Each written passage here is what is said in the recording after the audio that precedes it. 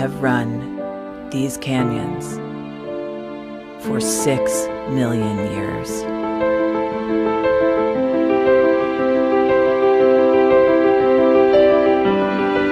I have traveled from the Rocky Mountains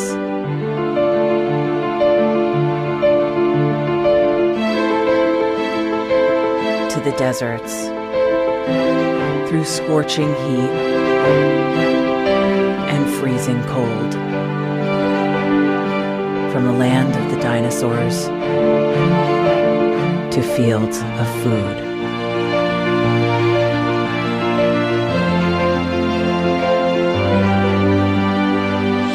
I lend my hand to 7 states, 2 countries, 9 national parks,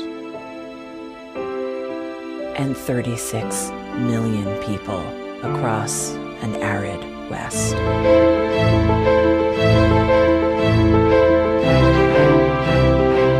am not the strongest or the largest, but I am the hardest working.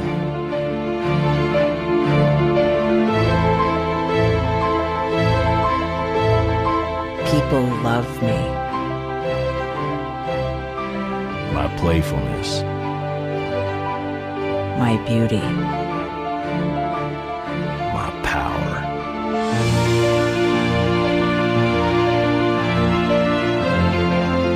My life.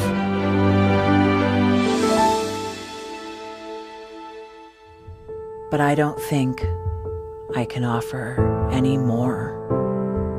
I am tired. I am tired, tapped, and tied. Of the hundreds of major rivers in the world, I am one of the few who no longer kisses the sea. Battles to harness my soul have been won and lost. Use me wisely, and I will sustain you. Use me like you have, and I will break.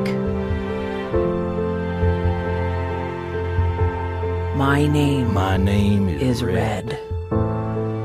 The Grand River Red. The American Nile. The Canyon Maker. I am the Colorado River. And I am the most endangered river in America.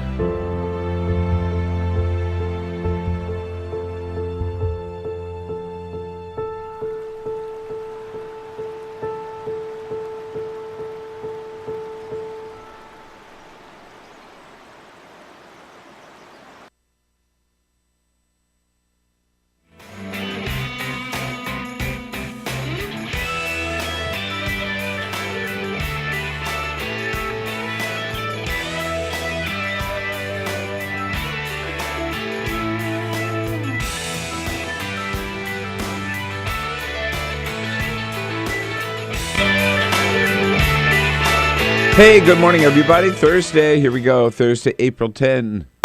Good to see you today. Thank you for joining us here. And welcome to the Bill Press Show, coming to you live across this great land of ours on Free Speech TV. Got a satellite dish. DirecTV is where you find us. We're also coming to you live around the world on our video stream at TawkrTV, youtube.com/Tawkr, Tawkr TV.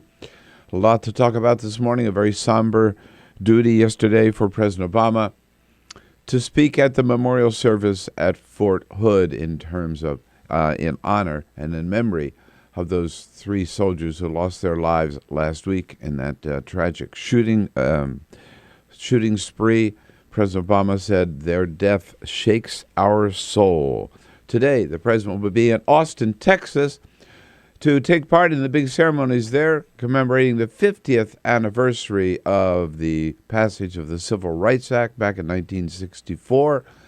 Just part of the huge domestic accomplishments by LBJ, which are being remembered, and people saying it's time to take a second look at LBJ. What do Republicans stand for? Well, they certainly don't stand for women or for working families. Yesterday, Republicans in the Senate blocked passage of the Paycheck Fairness Act. That on top, of course, blocking any increase in the minimum wage and blocking an extension of unemployment benefits. And Republicans in the House have done so.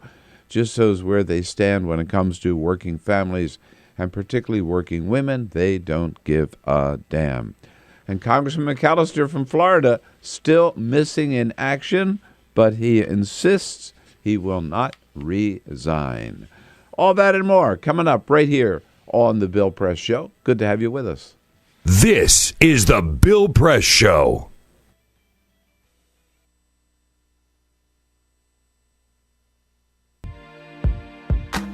California, or the Golden State, has been in the midst of a 3-year drought, and this year, some scientists predict could be the driest in 500 years. Governor Jerry Brown declared a state of emergency in January and in February of this year. The world's 10th largest economy, California is also the United States' top agricultural producer. Half of all our fruits and vegetables come from California. The Golden State is not the only place on the planet struggling for this vital resource. In December 2013, the World Resources Institute found that 37 countries face severe water shortages. Free Speech TV would love to know what you think about this fight for water, especially if you're from the Golden State. Please call our comment line at 1-888-378-8855 or email us at comments@freespeech.org to let us know your thoughts.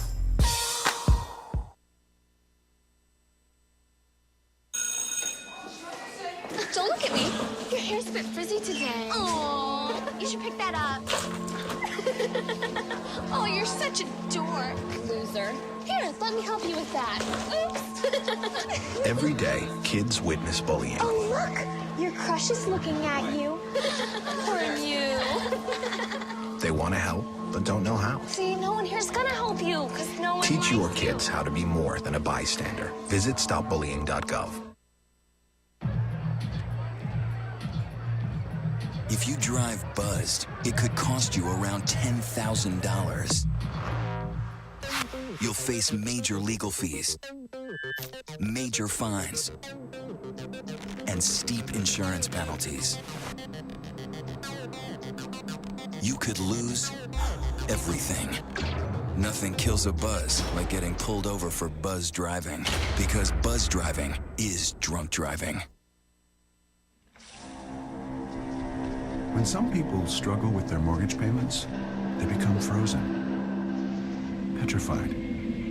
Not knowing what to do, they do nothing. But the people who take action are far more likely to get the most positive outcome. Making home affordable is a free government program. Call now to talk one-on-one with a housing expert about the options that are right for you. Real help, real answers, right now.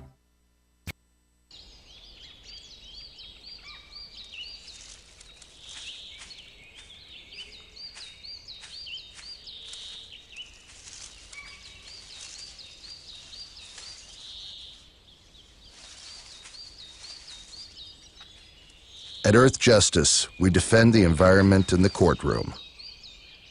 Join our fight. When you take a seat, you take a stand. Earth Justice, because the Earth needs a good lawyer.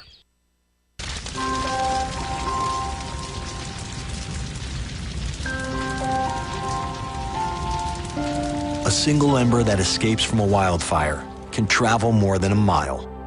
That single ember can ignite and destroy your home or even your community.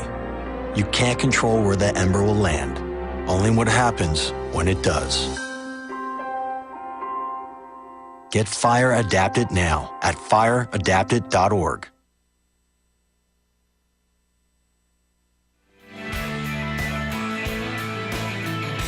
As expected, Republicans shoot down the Paycheck Fairness Act in the United States Senate. What do you say? Good morning, everybody. It is Thursday, April 10. How about it?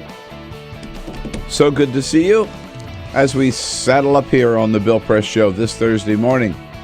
get ready to ride range and go across the whole range of issues that people are talking about this morning that you are going to want to talk about. We'll bring you up to date on the latest news from Washington, D.C., from across this great land of ours, and also from around the planet.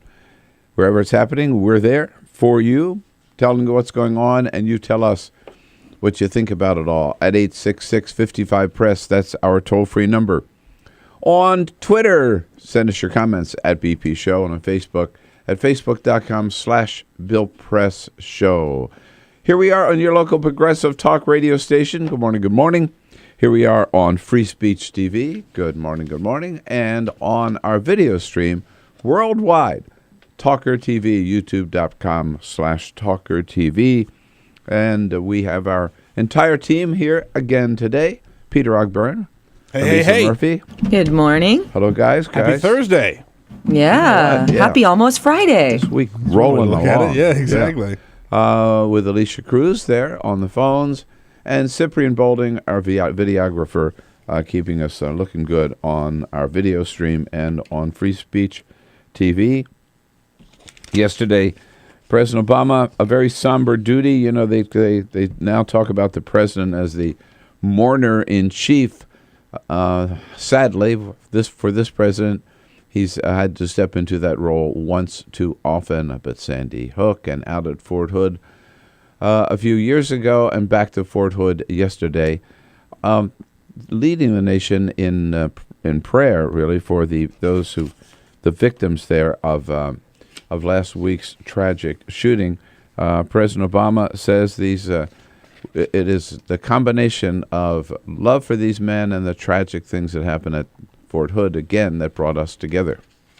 It was love for country that inspired these three Americans to put on the uniform and join the greatest army that the world has ever known.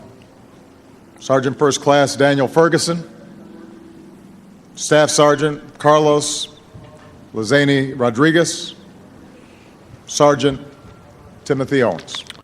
And the president noted that as that shooter was making his way around the base, two of these victims actually showed a lot of courage in trying to save people's lives, and in so doing, lost their own. When the gunman tried to push his way into that room, Danny held the door shut, saving the lives of others while sacrificing his own. And it's said that Timothy, the counselor, even then, gave his life walking toward the gunman, trying to calm him down. Whoa, imagine. So sad, and just horrible to think something like that could happen, particularly on an army base, and not the first time. Coming up today, we are very excited to welcome James Clyburn. We used to call him the Whip. The Whip. South Carolina. Thank you so much for having me. Yeah, he'll be here in studio with us. Dylan Byers. If you don't mind, by the way, when Congressman Clyburn is here, I might suggest we just turn the show over to him. I could listen to him talk. He's got the best voice of any politician. I'm so excited. Anybody's got a better voice than I do today. We could have a frog sitting here would have a better voice. Anyhow, Congressman James Clyburn joining us a little bit later in the studio. Dylan Byers, media critic for Politico. And we'll start off this hour with just a little bit to go with Alexander Bolton from the Hill. And the Republicans. Yep, they are up to their old tricks again yesterday. But first, this is the Full Court Press. Just a couple of other stories making news. Bill, the Ford F-150 pick-em-up truck is it's an iconic American vehicle made in America. 75% of the vehicle is made right here in America. However, things might be changing because that truck is the most American-made vehicle on the market, right? You cannot buy any more American vehicle than that because of the 75% that's made here. But Tesla is about to take over the Ford F-150. Wow. They are opening up a new production factory to make lithium batteries for their cars. Yeah. And when that's finished, 90% of Teslas the parts that go into making a Tesla will be made right here in America. Wow. Oh, wow, that's exciting. 90%. That's great. Yeah. There's still some things that they can't get here, and the battery production has been overseas for years, but as soon as this battery production plant opens up, 90% of Teslas will Somebody told me the other evening, too, that Tesla is, they're coming up with a new, smaller car that is more economical. I mean, maybe in the $40,000 range rather than the $135,000. If they do that, that is a total game change. Right. Because that's their big thing, is they're just not affordable. We say farewell, Bill, to John Land. He is the mayor, or was the mayor. Goodbye, John. Of Apopka, Florida. See you later, John. John is 93 years old, and he just lost the mayor's race in Apopka, Florida. He's been serving there since he was in his 20s. Oh, my goodness. He's been serving for 6 decades, and this is near Orlando. I used to live there. There are things named after John Land everywhere. Like, he's been there for so long. 54% of the vote voted for Joe Kilsheimer, a new mayor candidate who came out and beat John Land.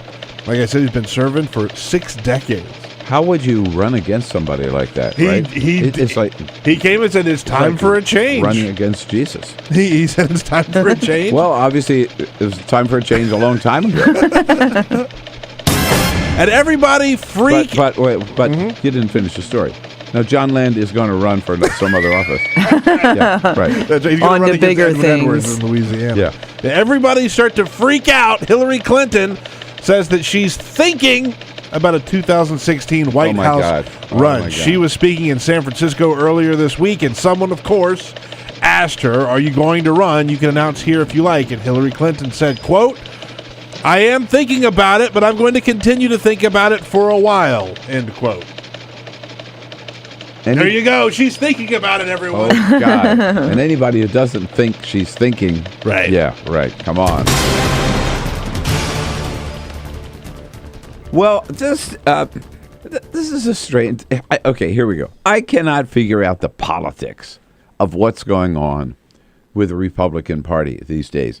You know, we know that they opposed Obamacare. We know they have voted 57 times to repeal Obamacare. And we know that the Republicans, they've all said that this is the issue they want to run on this year. They want to make 2014, just like they tried to make 2012, a referendum on the Affordable Care Act. Okay, that's the issue that they have set up. But I don't get it. I don't get what's going on. In the meantime, I think Democrats have been laying a trap for Republicans. And Republicans are walking right into it. And the trap that the Democrats have come up with is, I guess I would call it economic opportunity or economic fairness, if you will. And it's almost as if, they're setting up these issues just to lure Republicans into walking into them, so then they can spring the trap and use these as issues in these midterm elections. Now, I also think these are the right things to do. And I'm talking about the minimum wage, extending unemployment insurance, and what we saw again yesterday with the Paycheck Fairness Act. In all three of those cases, Democrats are going to be able to say, look at who they are. In fact, you could add the Affordable Care Act to those 4, but just separate to those and make it 4. Just look at those 3. The question I have for you is, why is this good for Republicans? These opposing the minimum wage, opposing any extension of the unemployment insurance, and now opposing, as they did yesterday in the Senate, the Paycheck Fairness Act. This bill, as we talked about it yesterday, would just make it easier for women, to find out, not just women, by the way, for employees, but particularly women, to find out how much money the other people she's working with are making, particularly those who have the same job. Is she making as much as the men in that building are? And it would make it easier for them to do something about it if they find out that they are being unfairly compensated. The Paycheck Fairness Act. Barbara Mikulski, Senator from Maryland, the chief author of the bill, said yesterday on the floor, here's what it enables women to do. If you don't know, you can't fight for more dough. Sums it up better than anybody else could, right? Best. That first, you've got to know how much other people are making in comparison to you. And it still is true today, and I didn't realize this until we got into this discussion a couple of days ago. And Rosa DeLauro talked about this yesterday with us in studio, is you can get fired. Under present law, you can get fired for talking compensation with your fellow workers. Isn't it amazing? That's weird. Yeah. Not supposed to do it. Against the law, you can get fired for it. This bill would change that. And as Mikulski says, that's why it's so important. If you know, you can fight for more dough. If you don't know, you're not going to get more dough. Patty Murray, yesterday, after Republicans shot it down, the good senator from Washington State says, don't think it's going to stop here. Sure that they think they can now return to their home states and tune out the nearly 60% of women who say Republicans don't understand them. Well, we want them to know it is not over, not by a long shot. So there you've got it. And again, I think the stage is set for a very robust debate this year on which party stands for what, which party stands with whom. Clearly, the Republican Party is showing that they don't stand for women. They don't stand for women in now shooting down the Paycheck Fairness Act. They don't stand for women in refusing to raise the minimum wage. As Rosa DeLauro said yesterday, 60% of people on minimum wage are women. And we're not talking teenagers. We're talking single moms particularly. And they don't show that that they stand for women when they in the House, at least, have refused to consider any extension of unemployment insurance. And I forget again what the numbers, but a high percentage of the women who've been out of a job for more than 6 months, of the people out of a job for more than 6 months are women. So there you've got it. I guess the question to me is, what's the political wisdom, what's the political strategy behind this? You go out in the midterm election and say, yeah, we're the Republican Party. What do we stand for? Well, we stand for repealing Obamacare. Oh, yeah? Really? Guess what? It's been there 4 years. Over 7 million people have signed up. You're not going to repeal it. What else do you stand for? Well, let's see. We're against raising the minimum wage. By the way, polls around the country show like 70% of Americans, Republicans and Democrats, are for raising the minimum wage. So the people who are working a full-time job are not still living in poverty. We said, well, we're against raising the minimum wage. Unemployment insurance, yeah. No, we think we've been helping them out for 6 months. If they've been unemployed for over 6 months, forget about them. Throw them away. So we're against that also. Oh, by the way, women getting the same pay as men for the same job, yeah, we're against that too. What are they thinking, right? Well, that's a good. That is obviously the first question. What are you thinking if you're going to make those kind of moves? That's what I don't get. What's the political wisdom or strategy behind this for Republicans? Why? It's not only, I think, wrong to oppose them from a moral point of view, if you will, if it's a policy point of view. But I'm trying to examine the politics of it today from a political point of view. I think it is just dumb. So let's take Obamacare, right? Like, they don't like Obamacare, and they've explained they don't like it because of whatever. You know, Republicans think it's too big, too expensive, too controlling. That argument can be had, but when you look at something like making women equal in the workplace, explain why that's a bad thing to me. Right. That's not. They can't. That's the problem. They can't. And so we can't even have that argument. We can't even have that debate because there's no logic behind it. It's just stalling for the sake of stalling or blocking for the sake of blocking. And I know that, by the way, some Republicans and Republican friends of mine I've heard make the same argument, that whoever is calling the shots for the Republican Party is leading them in the wrong direction today by setting themselves up as the party that's just against basic fairness in the workplace. But the party that is hostile to women and to working families. Can you explain the politics of this to me? 866-55-PRESS. Here we go. Here's your chance on this Thursday edition of the Bill Press Show. This is the Bill Press Show.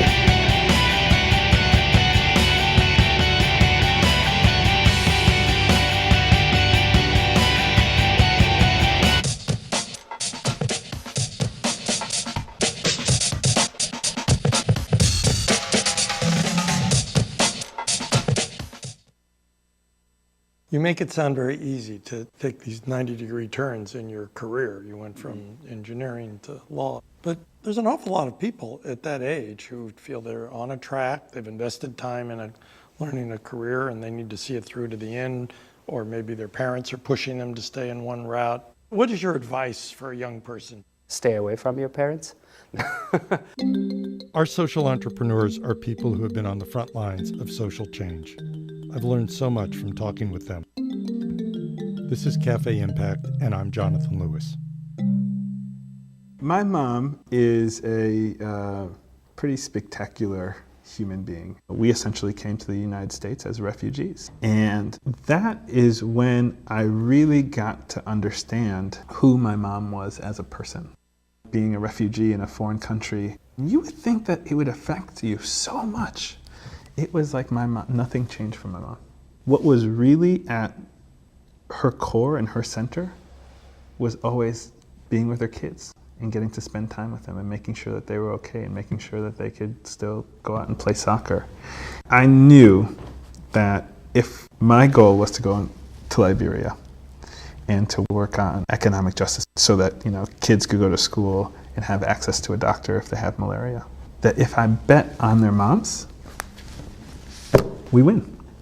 I think I just come from a lineage of kick-ass women is all I can say. My grandmother came to this country from Mexico as a single mom with 5 children. And I, have an amazing mother who had 3 children, was going to school, working full-time. I mean, almost my story. But she did that and got her bachelor's degree at 40.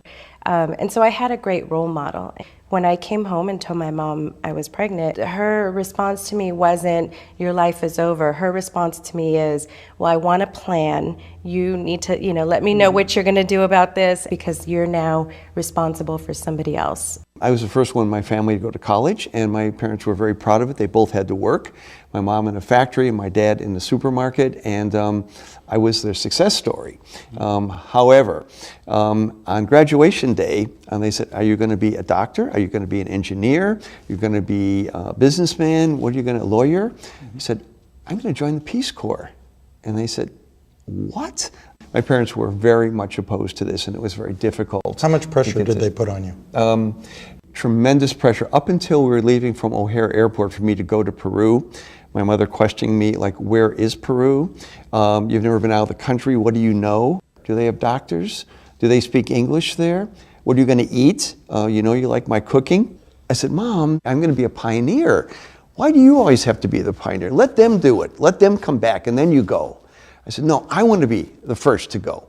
I grew up in a pretty rough neighborhood, so there was a lot of gang activity, and one of my friends actually was murdered on a basketball court when a 15-year-old child shot him in the back of the head. And I was just hopeless. And my mom actually, she brought me to a place of empathy for the kids who were involved in actually murdering him, because my mom sort of said, look, where do you think those kids are coming from? And then she said, so if you're angry about it, do something. Actually change the way this world works.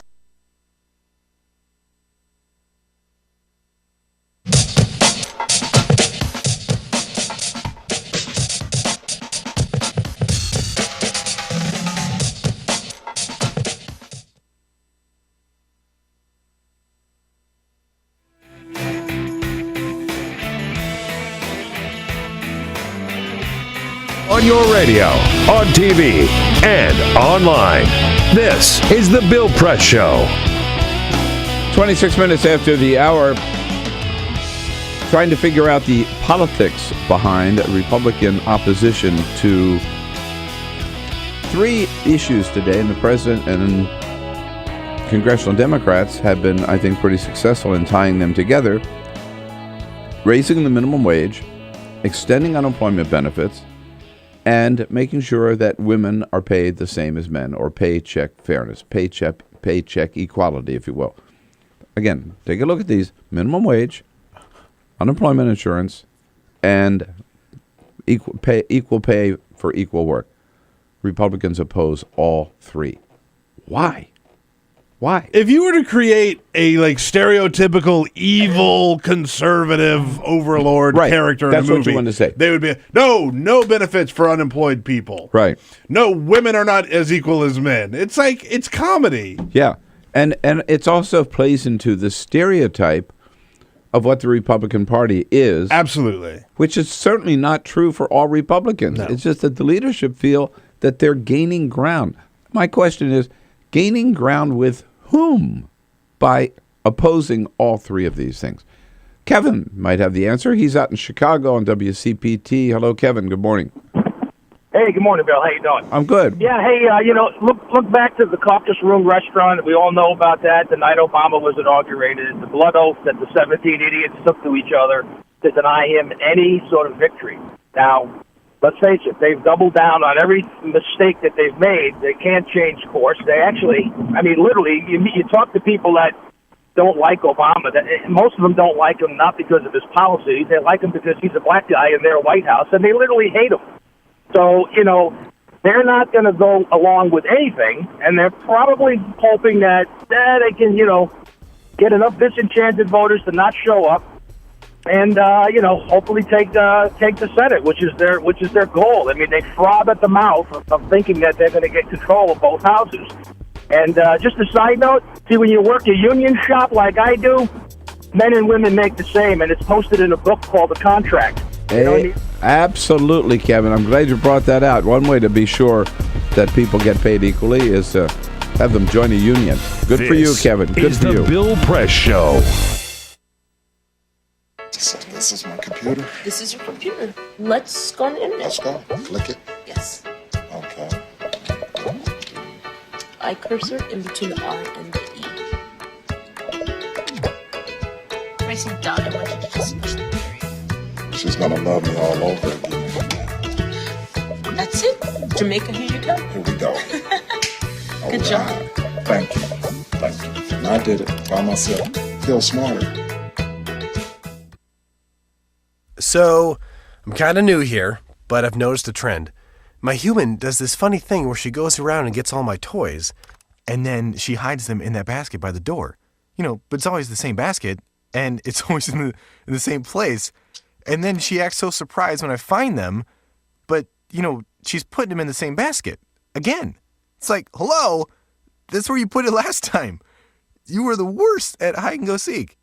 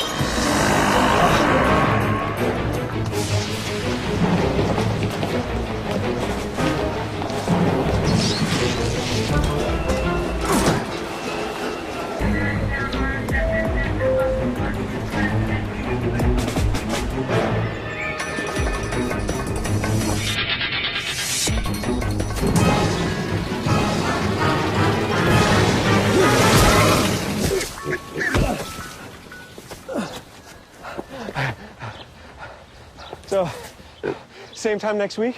Well, of course. Put away a few bucks, feel like $1 million. For free tips to help you save, go to Feed the Pig.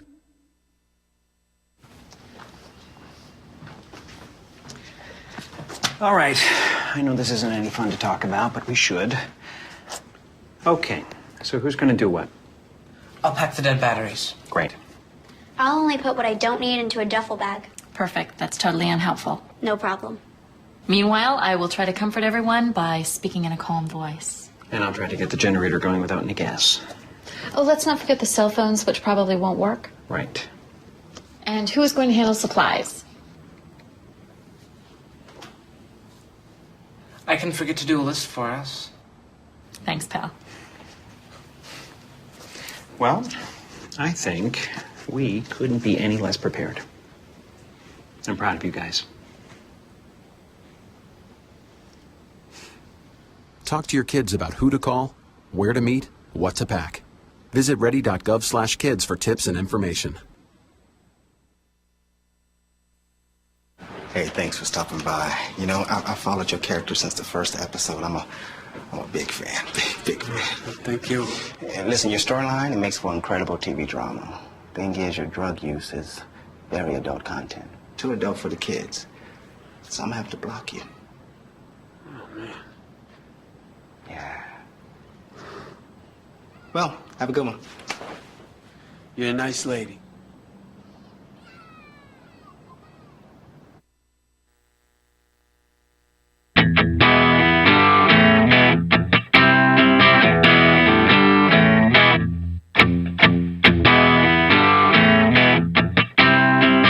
On your radio, on TV, and online.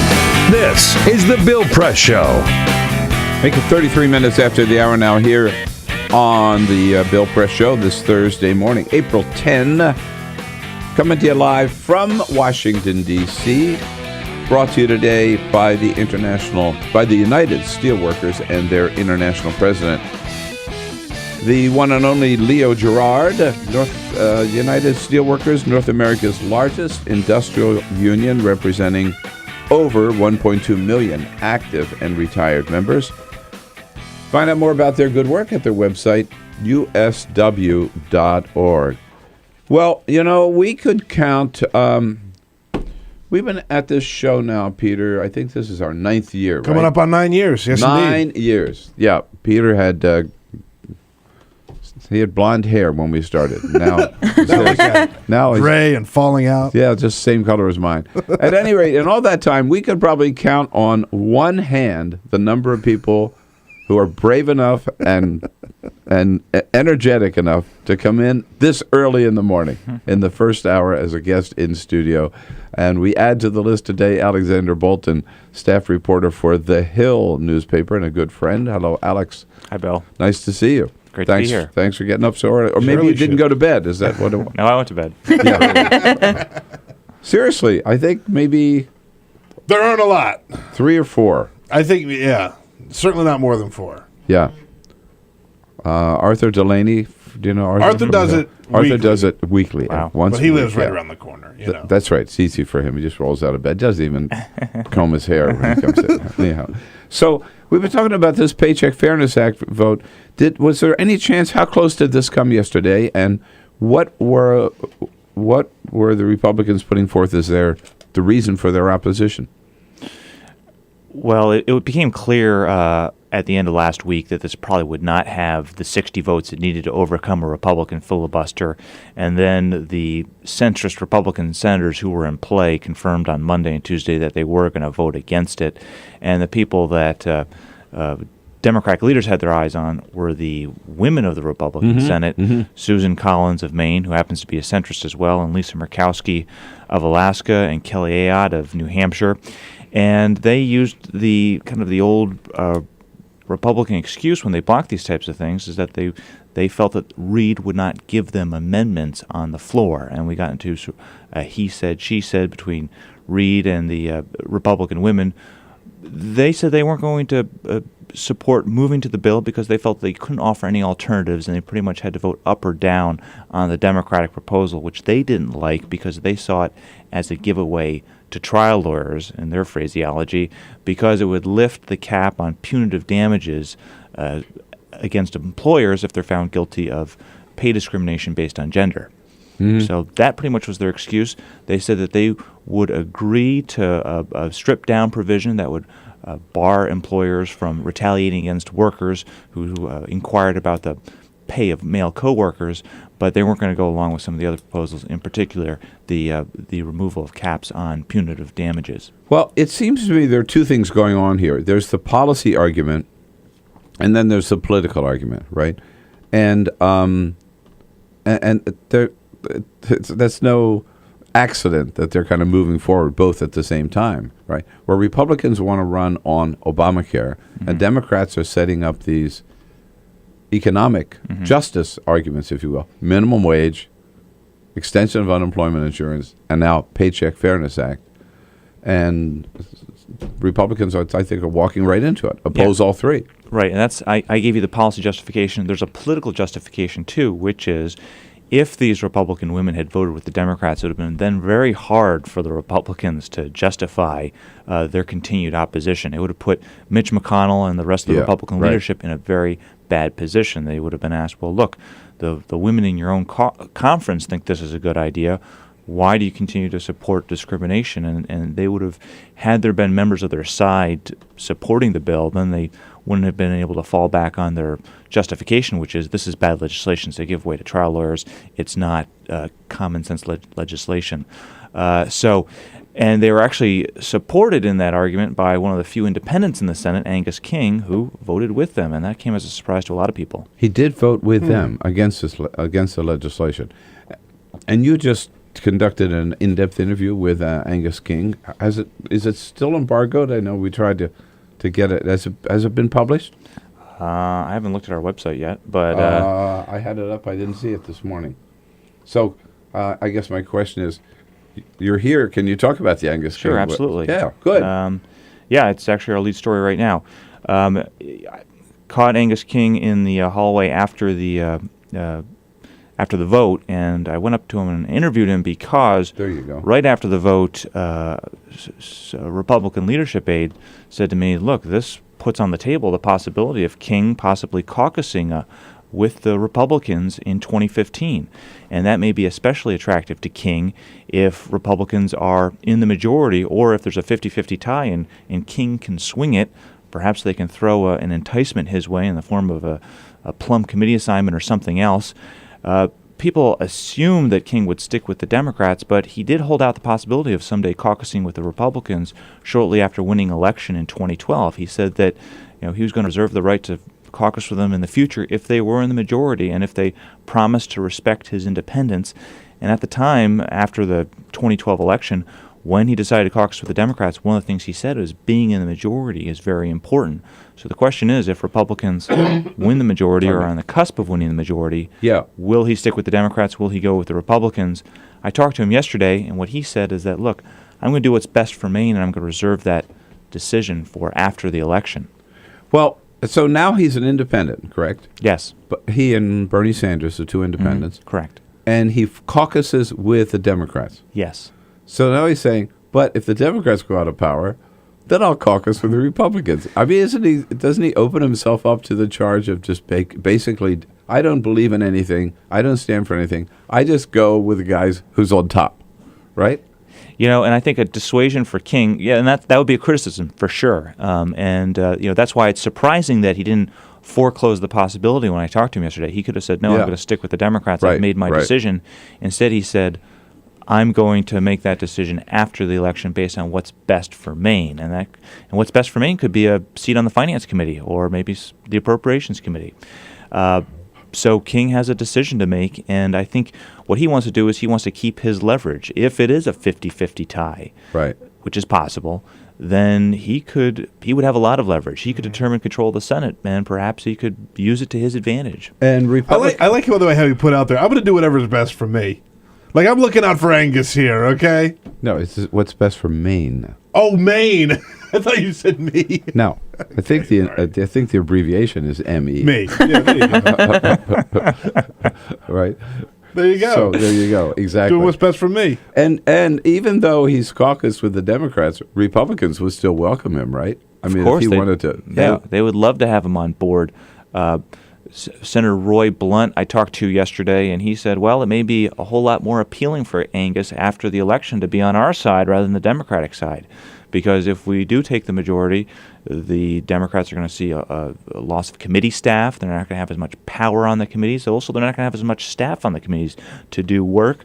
So it's much better to be in the majority than in the minority. You actually get your amendments voted on. So Blunt's saying, well, King may want to reconsider. And the reason why Blunt's important is because he's a member of the Republican leadership.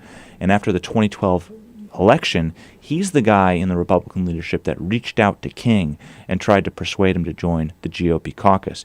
It didn't work at the time, but Blunt thinks that King may reconsider after November. Wow, that is fascinating. It really is. Good reporting on that. That's a headline in Alex Bolton's piece in the Post, in the Hill this morning. King may flip to GOP in 2015. We just sent out a tweet, by the way, if you want to read the whole thing. Follow us at BP Show. We've got it up there. All right. And when we come back, I want to talk to you about the budget problems, or budget issues. The Paul Ryan budget yesterday up in the House, and the big vote on the Obama budget in the House as well yesterday. Alexander Bolton is here from The Hill, thehill.com. Thursday, April 10. We'll be right back. This is The Bill Press Show.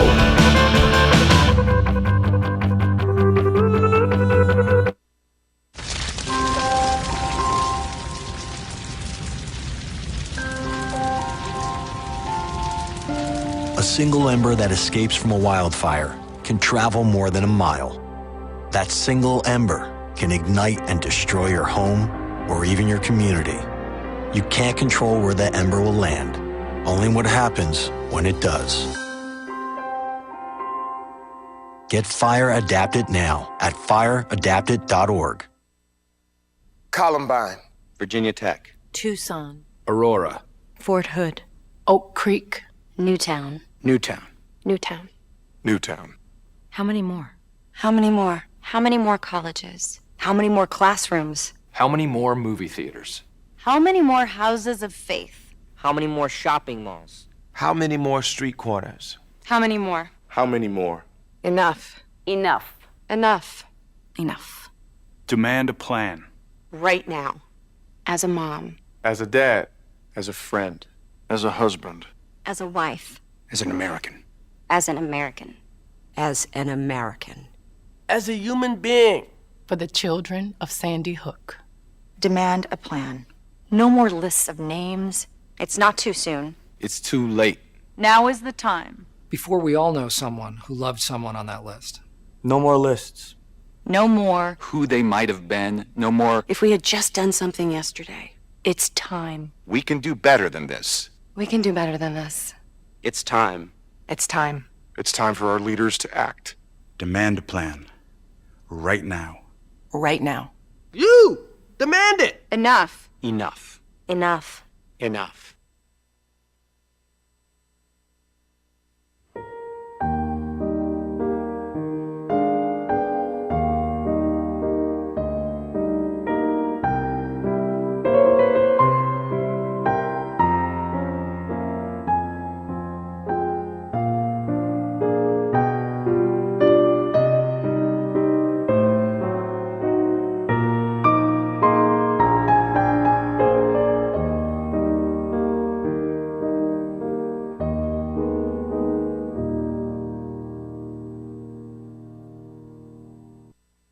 None of us would want to be told we can't marry the person we love. As Americans, we believe in freedom. That's what I fought for as a Marine, and that's what we believe in as Republicans. Freedom means freedom for everyone. I didn't used to understand the importance of same-sex marriage, but after learning my brother was gay, I wanted the same rights for him. He was the best man at my wedding, and I want to be the best man at his. It's only fair that Calvin should have the freedom to marry the person he loves, too. It's time for marriage.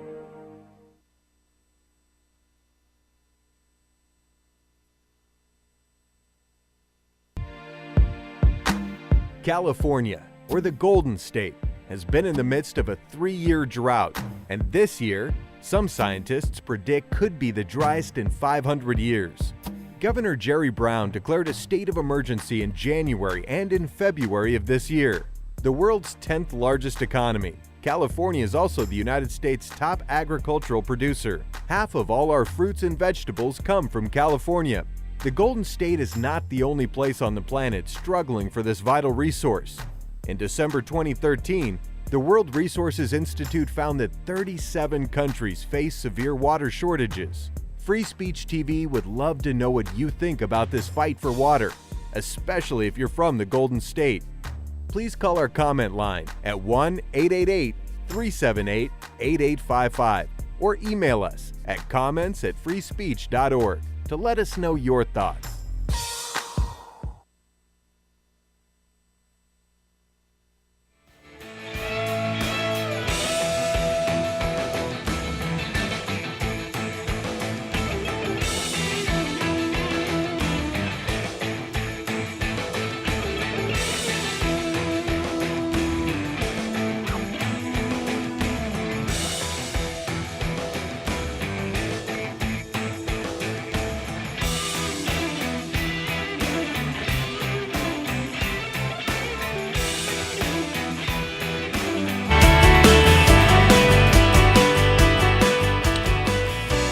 Alexander Bolton in studio here with us from the Hill, covers Congress for the Hill, telling us about a big interview we just had with Senator Angus King from Maine, and also talked about Republicans yesterday effectively blocking cloture vote, blocking passage of the Paycheck Fairness Act.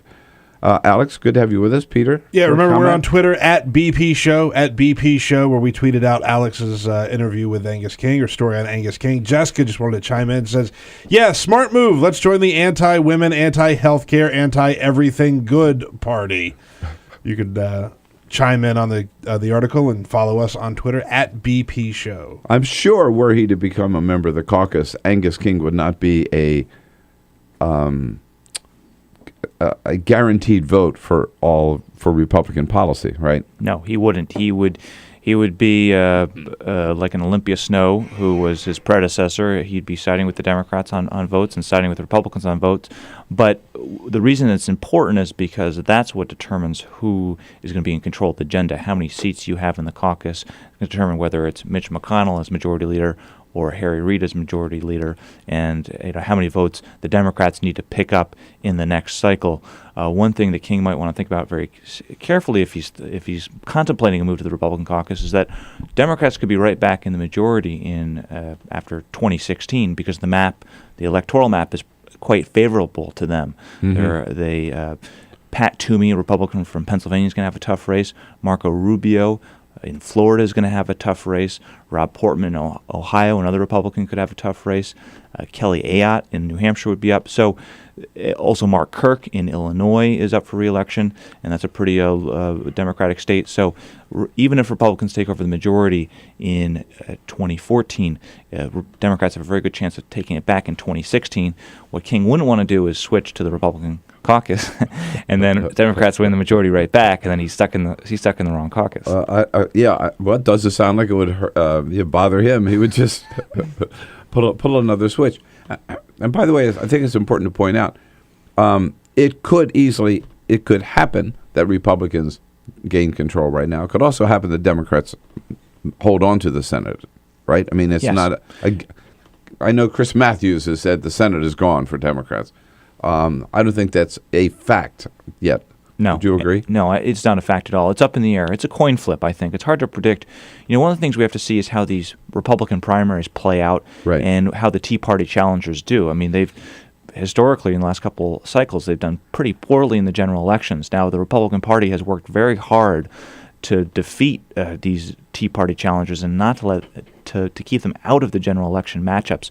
We'll see just how successful they are, but so far it looks like they've been pretty successful. So they probably won't have the same kind of Tea Party problem that they did in past elections in the general.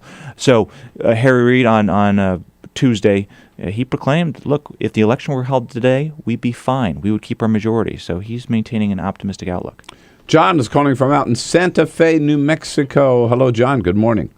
Good morning, Bill. Yes. Do Your comment was about minimum wage, no? Or correct. The Paycheck Fairness Act. Paycheck Fairness Act, sorry. Yes. In response to your question about it, I think it goes back to the political calculus of the Republican Party, thinking that they can impose their policies instead of appealing to voters with the use.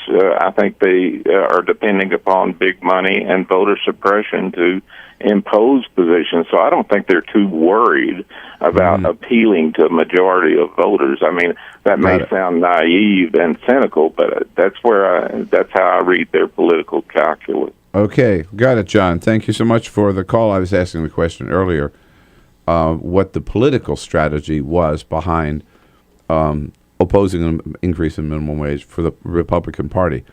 Oppose minimum wage, oppose extension of unemployment benefits, oppose the Paycheck Fairness Act. I mean, I do think Democrats have almost set up a little trap, and Republicans walked into each one of them. Yeah, I think what it comes down for the Republicans is business groups don't like these proposals, and that's really, I think, what's steering the Republican opposition. They don't like the Paycheck Fairness Act because they feel it would open employers to new liabilities, and the entire Senate Republican Conference agreed with that argument. And on the minimum wage, employers that pay their employees less than $10.10 an hour don't want the added costs, and the GOP is looking out for those interests, and they make the argument that, look, you're going to cost jobs if you raise the minimum wage to $10.10. Very quickly, we're just right up against the clock here, but the Paul Ryan budget approved yesterday in the House. What happens to it? Or did they vote? It's voting today. That's right. On Thursday is the big vote, and it's coming right down to the wire. House Republican leadership can only afford 17 defections. The Hill has been whipping the vote. Right now there are 8 firm Republican no's and 4 likely Republican no's. So there are already about 12 Republicans who are saying they're probably not going to vote for this thing, or definitely not going to vote for it. No Democrats will vote for it. No Democrat So they will may vote not for have enough. It could happen. They're not able to round up enough votes. It'll be very tight. It'll probably pass, but they're sweating it out. Is Vance McAllister going to vote? That's a very good question. He might be able to strike a deal of his own. Let me stay in Congress and I'll vote for your budget. No, that's right. Yeah. It may be the only way he stays in Congress, right? Yeah. Hey, I got a little leverage now. Yeah, I got a scandal. It gives me a little leverage. Oh, boy, what a way to go. I'm telling you. Alex, great insights. Great to have you here this morning. Thanks so much for coming in. Thanks for having me. All right. The Hill, thehill.com, Alexander Bolton. We'll be right back. This is the Bill Press Show.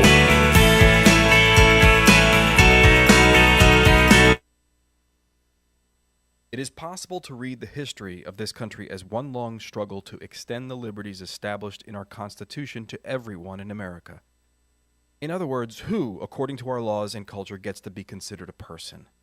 The law creates legal personhood, and movements create law and change culture. So, how have the courts passed laws to shape our culture?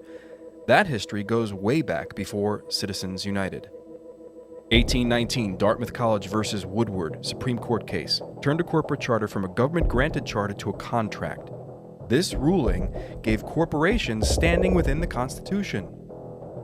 1886, Santa Clara County versus Southern Pacific Railroad. Though the court did not rule on corporate personhood, the decision was subsequently cited as a precedent to hold that a private corporation is entitled to the same 14th Amendment rights of due process and equal protection as human beings.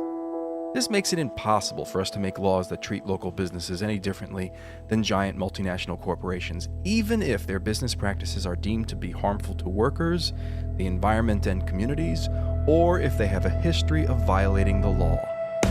Hale versus Henkel, 1906. The court granted corporations the Fourth Amendment search and seizure protection. Dodge versus Ford Motor Company, 1919. The Michigan Supreme Court says the business corporation is organized and carried on primarily for the profit of the stockholders. Stockholder primacy is established.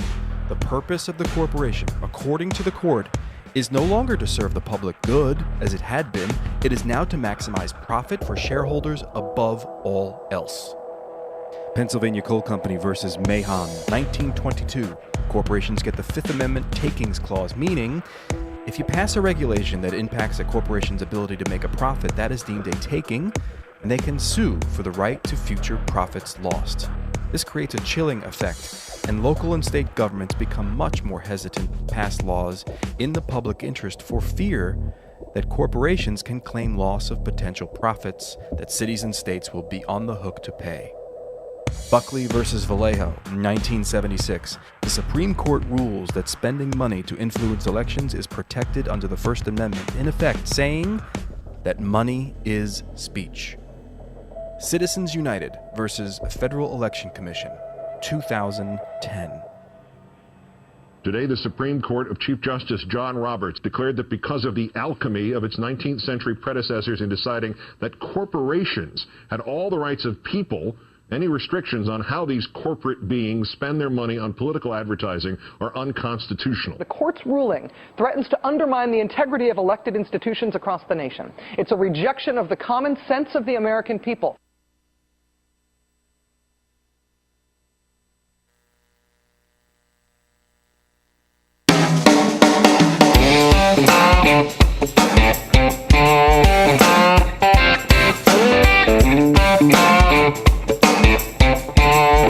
This is the Bill Press Show.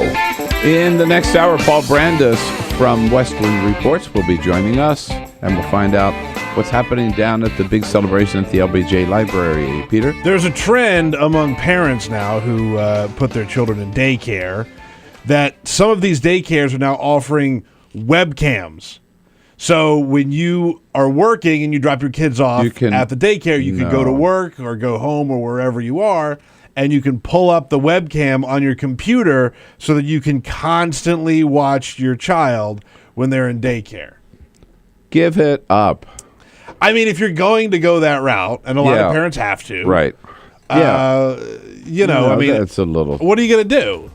You know, what, are you just going to sit there and stare at the computer screen? I mean, I thought the whole point was to get time away from your kids so you can get some work done. And the schools are really encouraging this? The daycares. The daycare centers? Yes. I don't think you'd want the parent looking over your shoulder all day long. No. And hopefully they don't implement something where then you can bring in the parent and scold the child for what they did. Video. Yeah. Right. No, you can see that. Oh man, no, not a good idea. This is the Bill Press Show.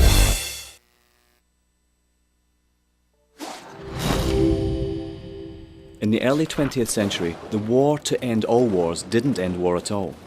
It stoked the fires of change. A traumatized world was ripe for change. The world was ready for modernism. Modernists wanted to forget history, or at least reinterpret it. More than just a style, modernism applied to virtually all forms of creative expression. Innovative artists like Picasso, Escher, Dali, they all started looking at their world differently. Other artists tried painting light itself. These were the Impressionists. Surrealists went a bit further. We had entered the age of the isms: cubism, symbolism, futurism, constructivism. All these new modern ways of looking at the world blew people away. When it came to architecture, modernists were intrigued by emerging technology. Concrete, glass and steel featured heavily in their buildings. Modernists believed that they could design a better society. Ornamental indulgence was considered a frivolous waste of effort. They thought function should always dictate form, and that mankind's intelligence, creativity and capability for radical thinking should be celebrated.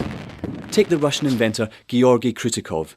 He suggested an idea for a city held aloft by electrical currents. This at a time when there was barely enough wattage to keep the lights on. Not everything they designed was a resounding success. But you could argue modernism was the single most influential movement of the 20th century. From house music to housewares, tables and chairs to graphic design, all have been created by the aesthetics and ideas of modernism.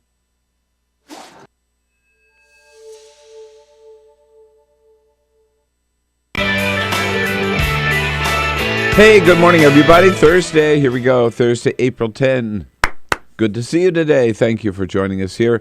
And welcome to the Bill Press Show, coming to you live across this great land of ours on Free Speech TV. Got a satellite dish. TawkrTV is where you find us. We're also coming to you live around the world on our video stream at TawkrTV, youtube.com/TawkrTV. Talker, TAWKR TV.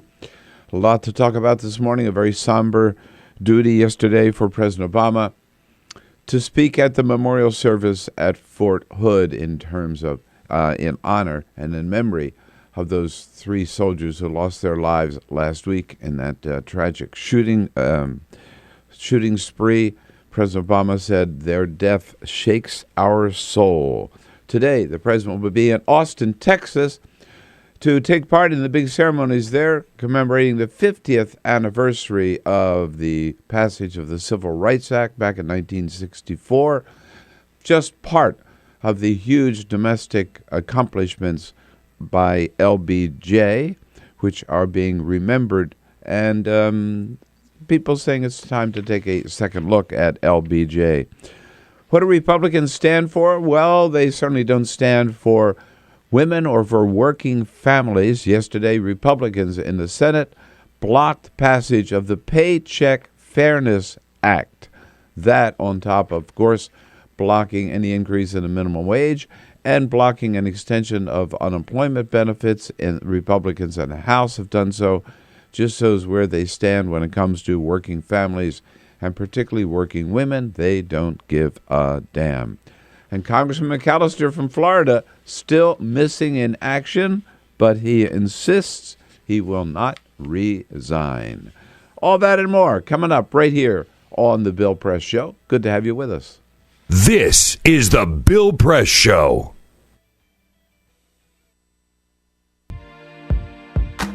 California, or the Golden State, has been in the midst of a 3-year drought, and this year, some scientists predict could be the driest in 500 years.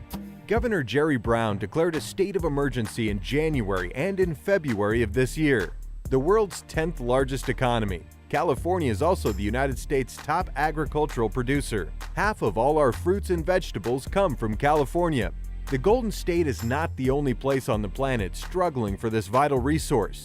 In December 2013, the World Resources Institute found that 37 countries face severe water shortages. Free Speech TV would love to know what you think about this fight for water, especially if you're from the Golden State.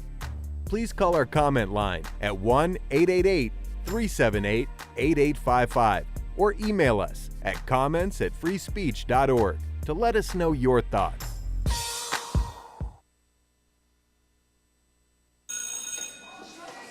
Don't look at me. Your hair's a bit frizzy today. Oh, you should pick that up. Oh, you're such a dork. Loser. Here, let me help you with that. Oops. Every day, kids witness bullying. Oh, look. Your crush is looking at you. Poor you. They want to help, but don't know how. See, no one here's gonna help you, because no one Teach your likes kids how to be more than a bystander. Visit stopbullying.gov. If you drive buzzed, it could cost you around $10,000. You'll face major legal fees, major fines, and steep insurance penalties. You could lose everything. Nothing kills a buzz like getting pulled over for buzz driving, because buzz driving is drunk driving. When some people struggle with their mortgage payments, they become frozen, petrified. Not knowing what to do, they do nothing. But the people who take action are far more likely to get the most positive outcome. Making home affordable is a free government program. Call now to talk one-on-one with a housing expert about the options that are right for you. Real help, real answers, right now.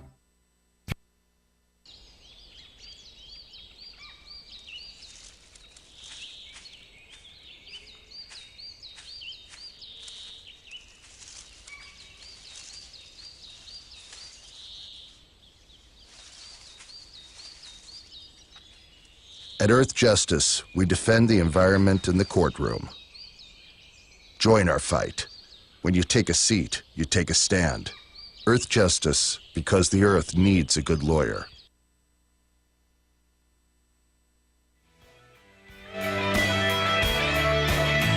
your radio, on your TV, and online.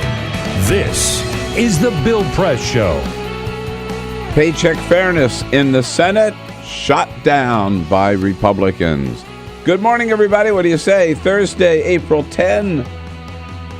So good to see you this morning. It is The Bill Press Show. We're coming to you live from Washington, D.C., our nation's capital, where we monitor what's going on here in our nation, here in Washington, monitor what's going on around the country, as well as around the globe, wrap it all up, bring it to you in bits and pieces for 3 hours every morning, and take your calls at 866-55-PRESS.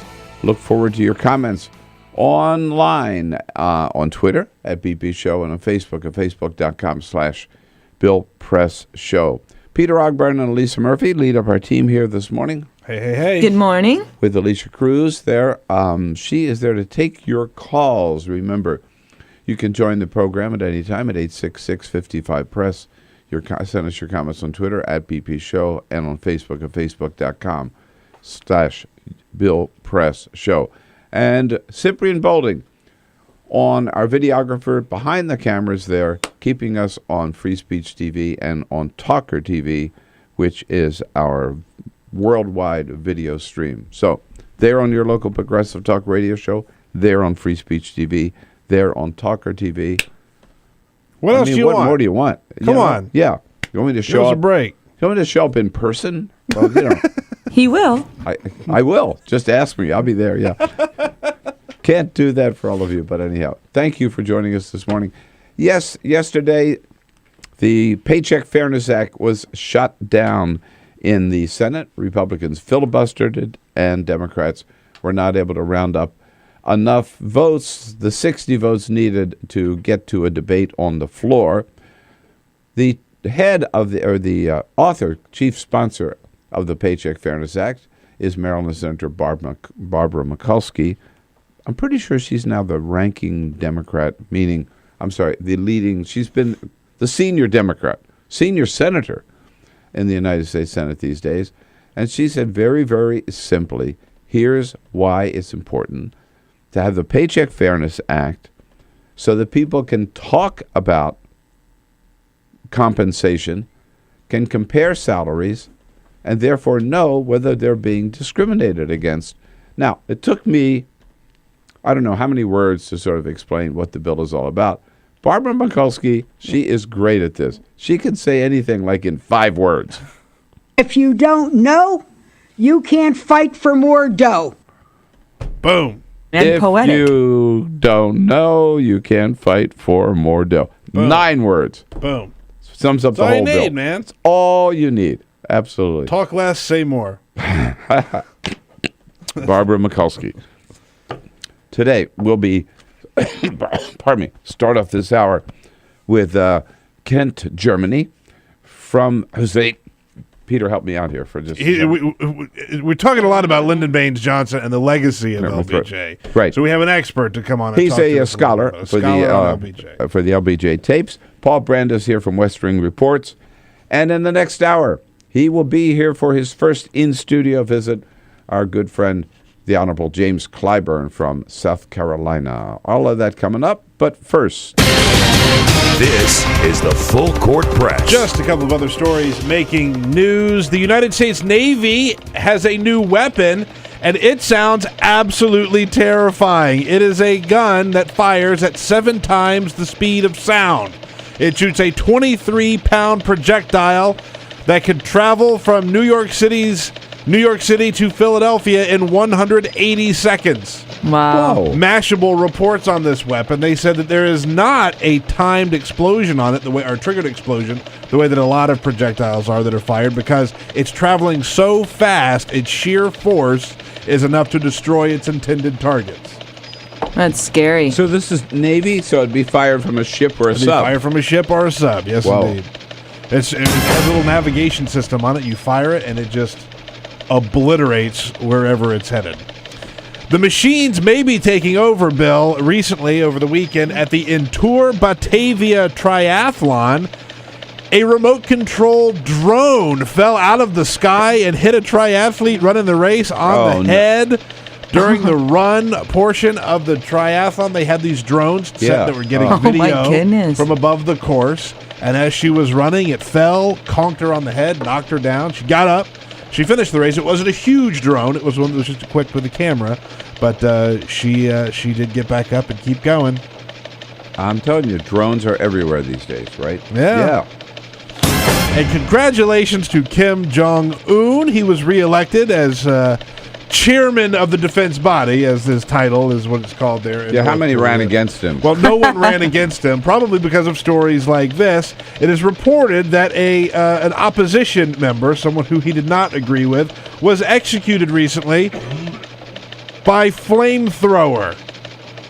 It was someone who he did not like. The man's name was Jang Song Tank, a flamethrower. Isn't that considered cruel and unusual punishment? It's par for the course in North Korea, I guess. I mean, I thought it was only for video games. Flamethrowers. They actually exist, and he wanted to make a point and put this guy down as ruthlessly and brutally as he could. So he used a flamethrower. So don't cross Kim Jong-un. This guy, as I read, was a supporter of his uncle, and we know what happened to his uncle too. It's exactly. Yeah. So don't mess with Kim Jong-un. Well, Kim. A lot of attention and a big focus on the LBJ Library down in Austin today and yesterday, where several United States presidents, all the living except for George H.W. Bush, will gather to mark the 50th anniversary of the signing of the Civil Rights Act, just part of the very impressive domestic achievement, on the domestic front at least, the legacy of President Lyndon Baines Johnson. Kent Germany joins us. He is a White House tapes scholar for the Miller Center's Presidential Recordings Program, and knows more about the LBJ White House tapes than anybody else. Good to have you with us this morning, Kent. How are you? Oh, I'm doing great. Thank you for having me on today. So what are we learning about LBJ, and what is the emphasis down on at this meeting in Austin? Well, I think we're always learning lots of new things about LBJ. Some of them good, some of them not so good. But we definitely are learning that LBJ's commitment to civil rights that began well before the Kennedy assassination, but certainly after he became president, he was locked in and was absolutely committed to keeping that very strong civil rights bill forward. And I think the gathering at the library is celebrating his commitment that starts after the assassination, and then the legislation, which the Civil Rights Act is probably the biggest part of, but it's one of many, many pieces of legislation that he targeted as improving the condition for life for African Americans. Well, with Lyndon Baines Johnson, are we seeing now, and are people really ready to recognize that his presidency was about a lot more than just the war in Vietnam? I don't know. I ask myself that question almost every day. Yeah, sure. I think JFK overshadows so much of what happens with LBJ, and in a popular media sense, JFK often makes a much better story. But it's you can't separate JFK from LBJ or LBJ from JFK, and Johnson was the person that pushed forward the Kennedy agenda, and then added on his own agenda to it. And so I think hopefully in this 50-year anniversary, it'll give us a chance to really look at what Johnson has done, and you can't separate Vietnam from what happens inside the United States. But the Civil Rights Act, the Voting Rights Act, Medicare, Immigration Act, elementary and secondary education, higher education. Wilderness, conservation, environmental. The Great Society is an enormous contribution to American life. Whether you like it or not, it's an enormous American contribution. Yeah, I've reread recently Joseph Califano's book about LBJ, where he just documents how much the man achieved as president, and he had given his background too, I guess, he had a singular skill in dealing with Congress. He is, and I don't, it's hard to compare LBJ to others because he has this. I don't know if it's an innate thing. It's certainly something he develops over time, of knowing who. First of all, knowing everybody and knowing what their names are, and knowing what their wives' names are, and what their children's names are, and what they want, and then what they need in their district, and then figuring out a way to get them what they want. And he didn't like to create enemies unless it was necessary, because he always had a sense that you might need somebody down the road, and so if you oppose somebody one day, you might need them the next day. So don't just completely cut them off. Although there were certainly people that fit that category that he decided that just wasn't worth dealing with. And to what extent, how would you compare his style of and success in dealing with Congress with President Obama? It's hard to compare the two. The 1960s are not the first and second decade of the 21st century. There was we're in a much different era today than we were then. And Johnson's era was an era based on bipartisan cooperation, and it was based upon Democrats working with Republicans, because some of the biggest political splits were actually within the Democratic Party, and you had all these white supremacists and segregationists and fiscal conservatives in the Democratic Party. So for Johnson, some of his biggest problems were within his own party, and so trying to figure out all the different factions within them was a bigger issue than some of Johnson's best friends on legislation came from across the aisle. Led the Civil Rights Act with Everett Dirksen from Illinois. He absolutely needed Republicans for that kind of support. Is there an organized effort right now, Kent? We're talking with Kent Germany from the Miller Center, millercenter.org. Is there an organized effort really underway or is it just sort of happening 50 years later for people to reassess the presidency of LBJ and maybe give him a little more credit? There are a lot of conferences that are going on, and certainly things like what's happening at the LBJ Library is part of an organized effort. So it's not there's no big umbrella organization trying to rename everything for LBJ, right? I mean, there are a few things that are named for LBJ, but he's mostly the president that people want to forget, and so this is a chance where different universities, different institutions have bits and pieces, but overall, I think it's just people sitting back and thinking, well, what has happened over the past 50 years since this it's like this huge piece of legislative agenda that comes out of the Johnson administration that's going to carry forward from the New Deal, but it's also going to create this new kind of federal presence. Now, you are the scholar for the White House tapes. How extensive was his taping system? Did he tape like every conversation?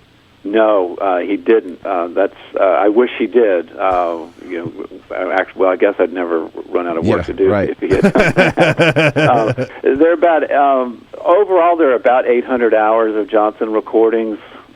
Close to 650 hours of that are over the telephone, and he was just a magician with the phone, and he literally let his fingers do the walking and used that phone as an instrument of national policy, and so he could reach out and touch people.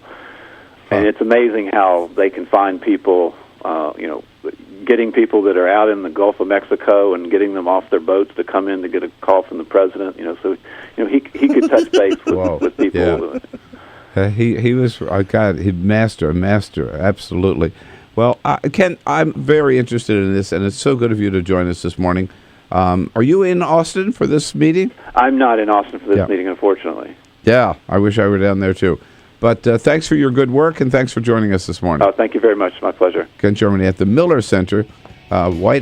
He's a scholar on the LBJ White House tapes. And when we come back, he talked about Lyndon Johnson on the phone. He did a lot of stuff on the phone. He got a lot of legislation accomplished on the phone. He also knew how to order a pair of slacks. LBJ, ordering dress pants. You're not going to want to miss this when we come back. This is the Bill Press Show.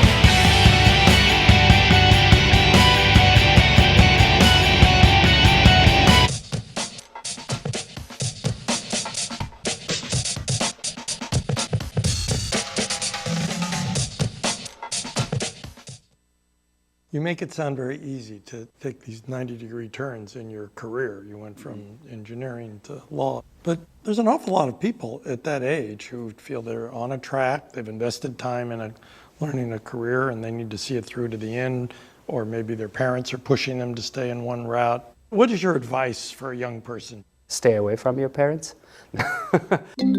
Our social entrepreneurs are people who have been on the front lines of social change. I've learned so much from talking with them. This is Cafe Impact, and I'm Jonathan Lewis.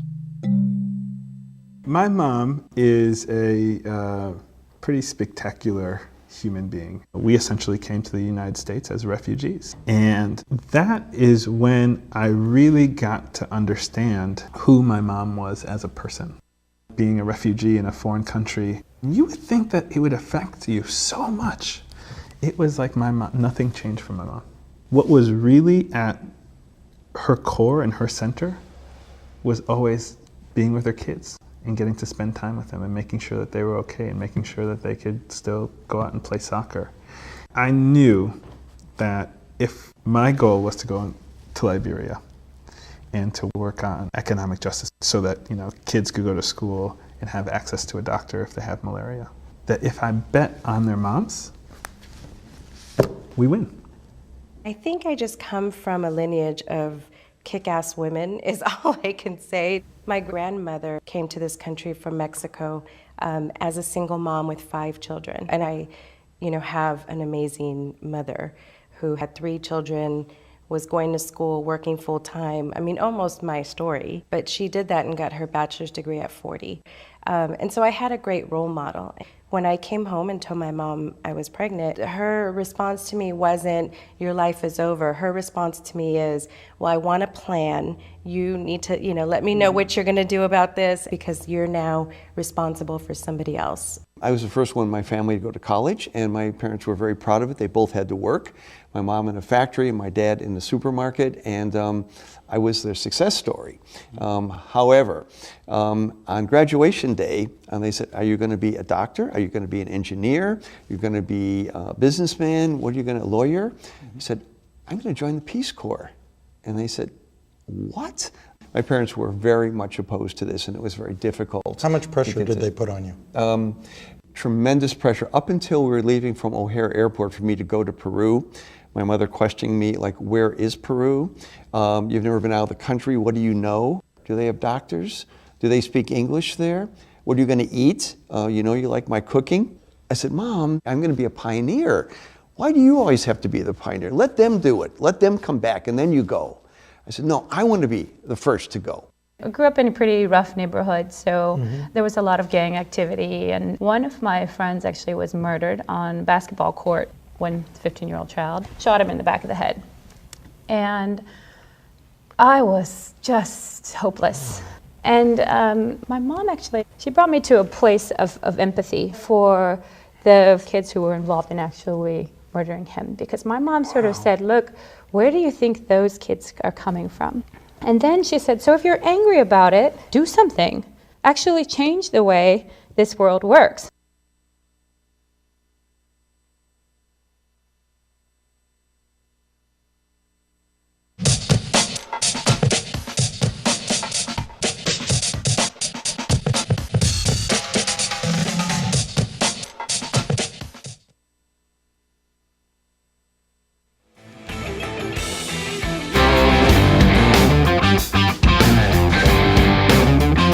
This is the Bill Press Show.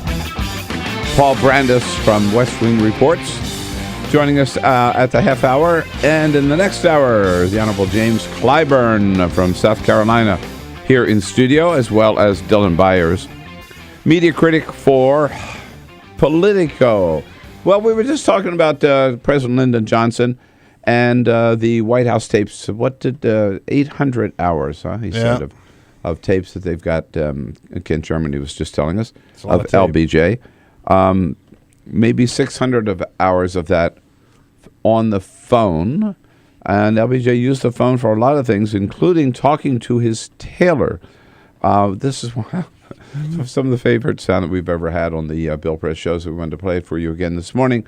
First of all, he tells his tailor how much he likes his shoes, the slacks that they send him, and he needs some more of them. He knows every pair of slacks he's got. It sounds like exactly what the colors are. Here's LBJ. Joe, is your father the one that makes clothes? Yes, sir. We're all together. You all made me some real lightweight slacks. He just made up on his own, sent to me 3 or 4 months ago. It's a kind of a light brown and a light green, rather soft green and soft brown.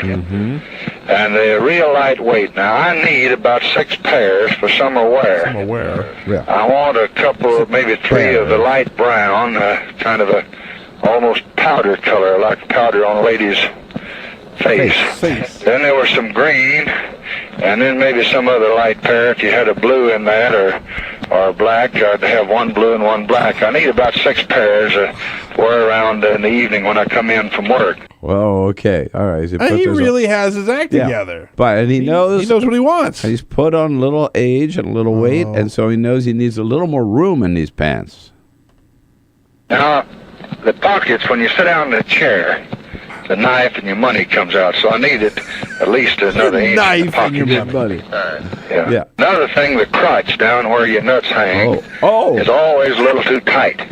So when you make them up, give me an inch that I can let out there, because they cut me.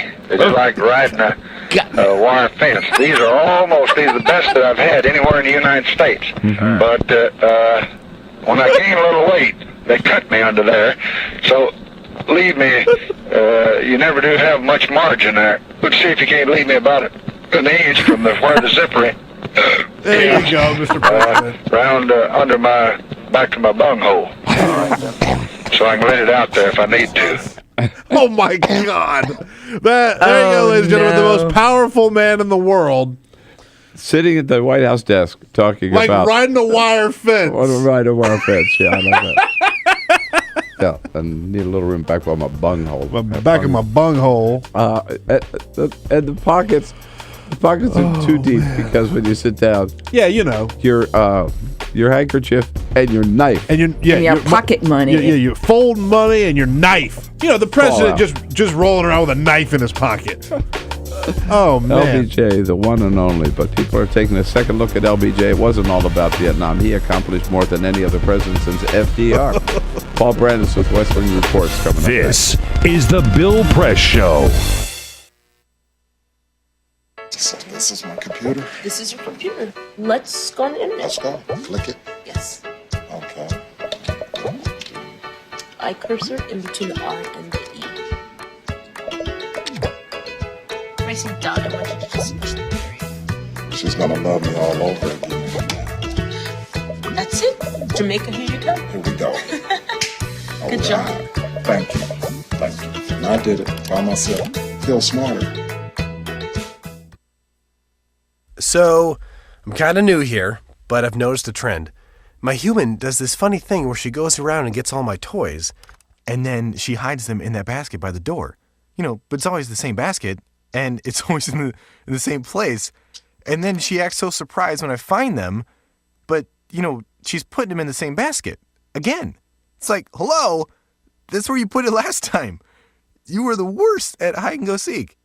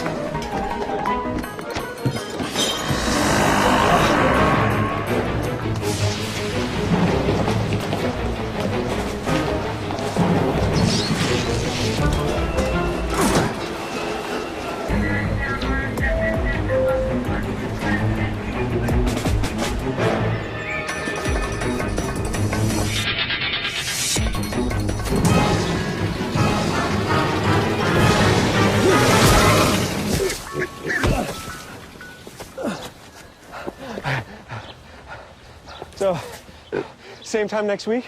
Well, of course. Put away a few bucks, feel like $1 million. For free tips to help you save, go to Feed the Pig.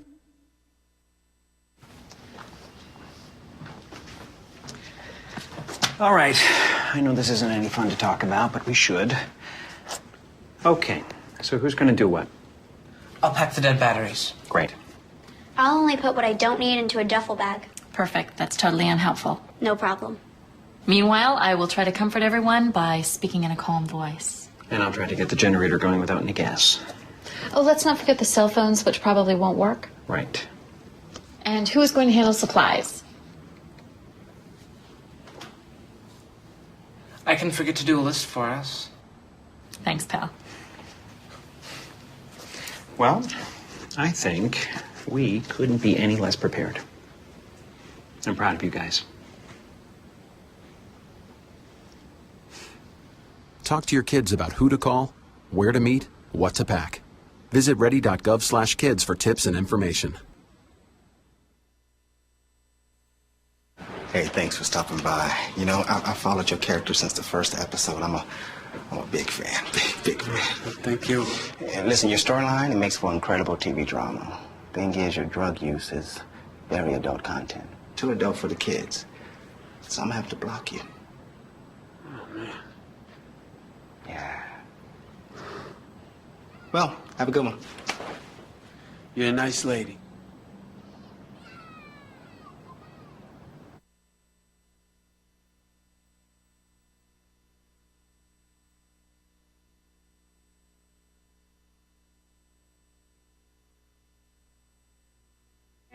Connect with The Bill Press Show on Twitter. Follow us at BP Show and tweet using the hashtag WatchingBP.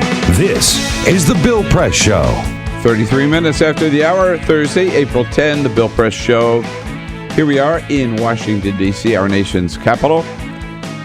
Keeping our eye on events right down the street at the Capitol building, which, by the way, will be empty as of tomorrow. The House and the Senate wrap up, go home today, and they'll be gone for the next 2 weeks. Right.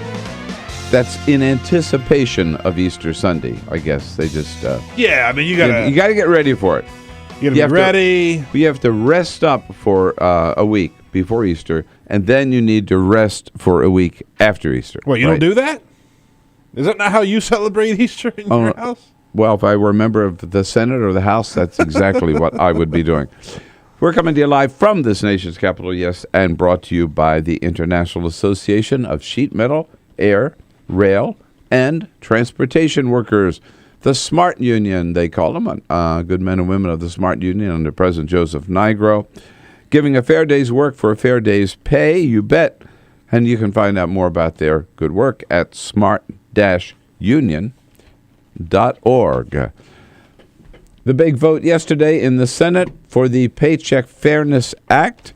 It's one that President Obama talked about at the White House the day before, calling on Congress to do the right thing and pass this legislation, which would simply enable women legally to, particularly women, but all employees, to talk about compensation among themselves with their fellow workers in order to find out whether or not they are being paid less than some, again, talking women here, than some guy is being paid for the very same job.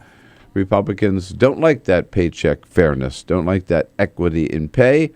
They shot it down, but Patty Murray yesterday, the senator from Washington State, said they're going to find out. I guess you can run, but you can't hide. Sure that they think they can now return to their home states and tune out the nearly 60% of women who say Republicans don't understand them.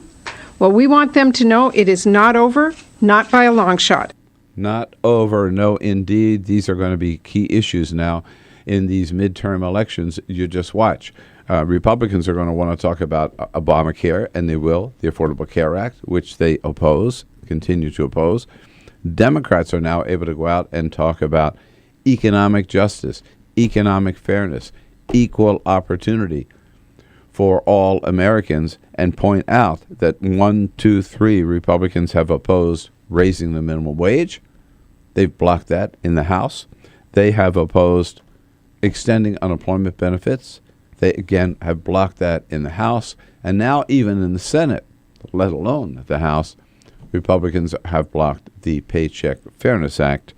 And that's the message that they've got to go with into the midterm elections. Good luck defending that. While they're busy shooting down unemployment benefits and trying to repeal Obamacare and making sure that women don't get paid on equal footing, they're going to have to go out and they're going to have to fight that. Yeah. So good luck. Yeah, exactly. So what do you stand for, Republicans? Why should we vote for you? Oh, let's see. We're the party that's against the Affordable Care Act. We're the party that's against raising the minimum wage. We're the party that's against extending unemployment benefits. And while we're at it, we're also against equal pay for women. I mean, what are you for? And who do you really stand with? Yeah, that's the question. I think that we'll see that Democrats are able to challenge Republicans on, and with that, I think that evens out the score in terms of chances for the midterm elections. Democratic chances for holding on to the Senate or maybe even picking up the House of Representatives. As I mentioned, Paul Brandus from West Wing Reports is going to be joining us. Let's take a quick break. We'll bring Paul in, continue our conversation about the news of the day on the Bill Press Show here this Thursday morning.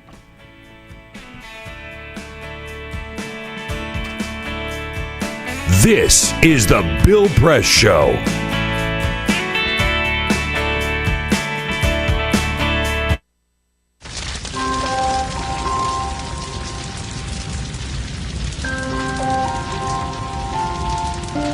A single ember that escapes from a wildfire can travel more than a mile. That single ember can ignite and destroy your home or even your community. You can't control where that ember will land, only what happens when it does. Get Fire Adapted now at fireadapted.org. Columbine, Virginia Tech, Tucson, Aurora, Fort Hood, Oak Creek, Newtown. Newtown, Newtown. Newtown. How many more? How many more? How many more colleges? How many more classrooms? How many more movie theaters? How many more houses of faith? How many more shopping malls? How many more street corners? How many more? How many more? Enough. Enough. Enough. Enough. Demand a plan. Right now. As a mom. As a dad. As a friend. As a husband. As a wife. As an American. As an American. As an American. As a human being. For the children of Sandy Hook.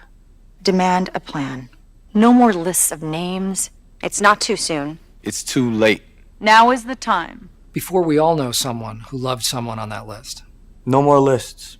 No more. Who they might have been. No more. If we had just done something yesterday. It's time. We can do better than this. We can do better than this. It's time. It's time. It's time for our leaders to act. Demand a plan. Right now. Right now. You! Demand it! Enough. Enough. Enough. Enough.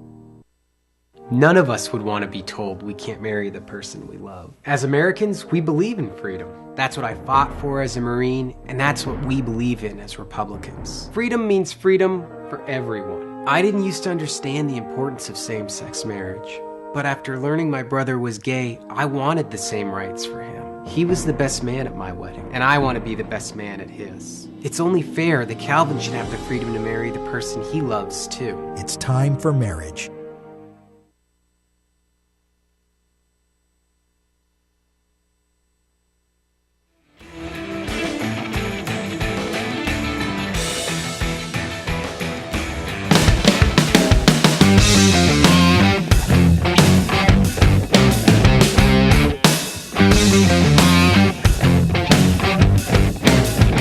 your radio, on TV, and online.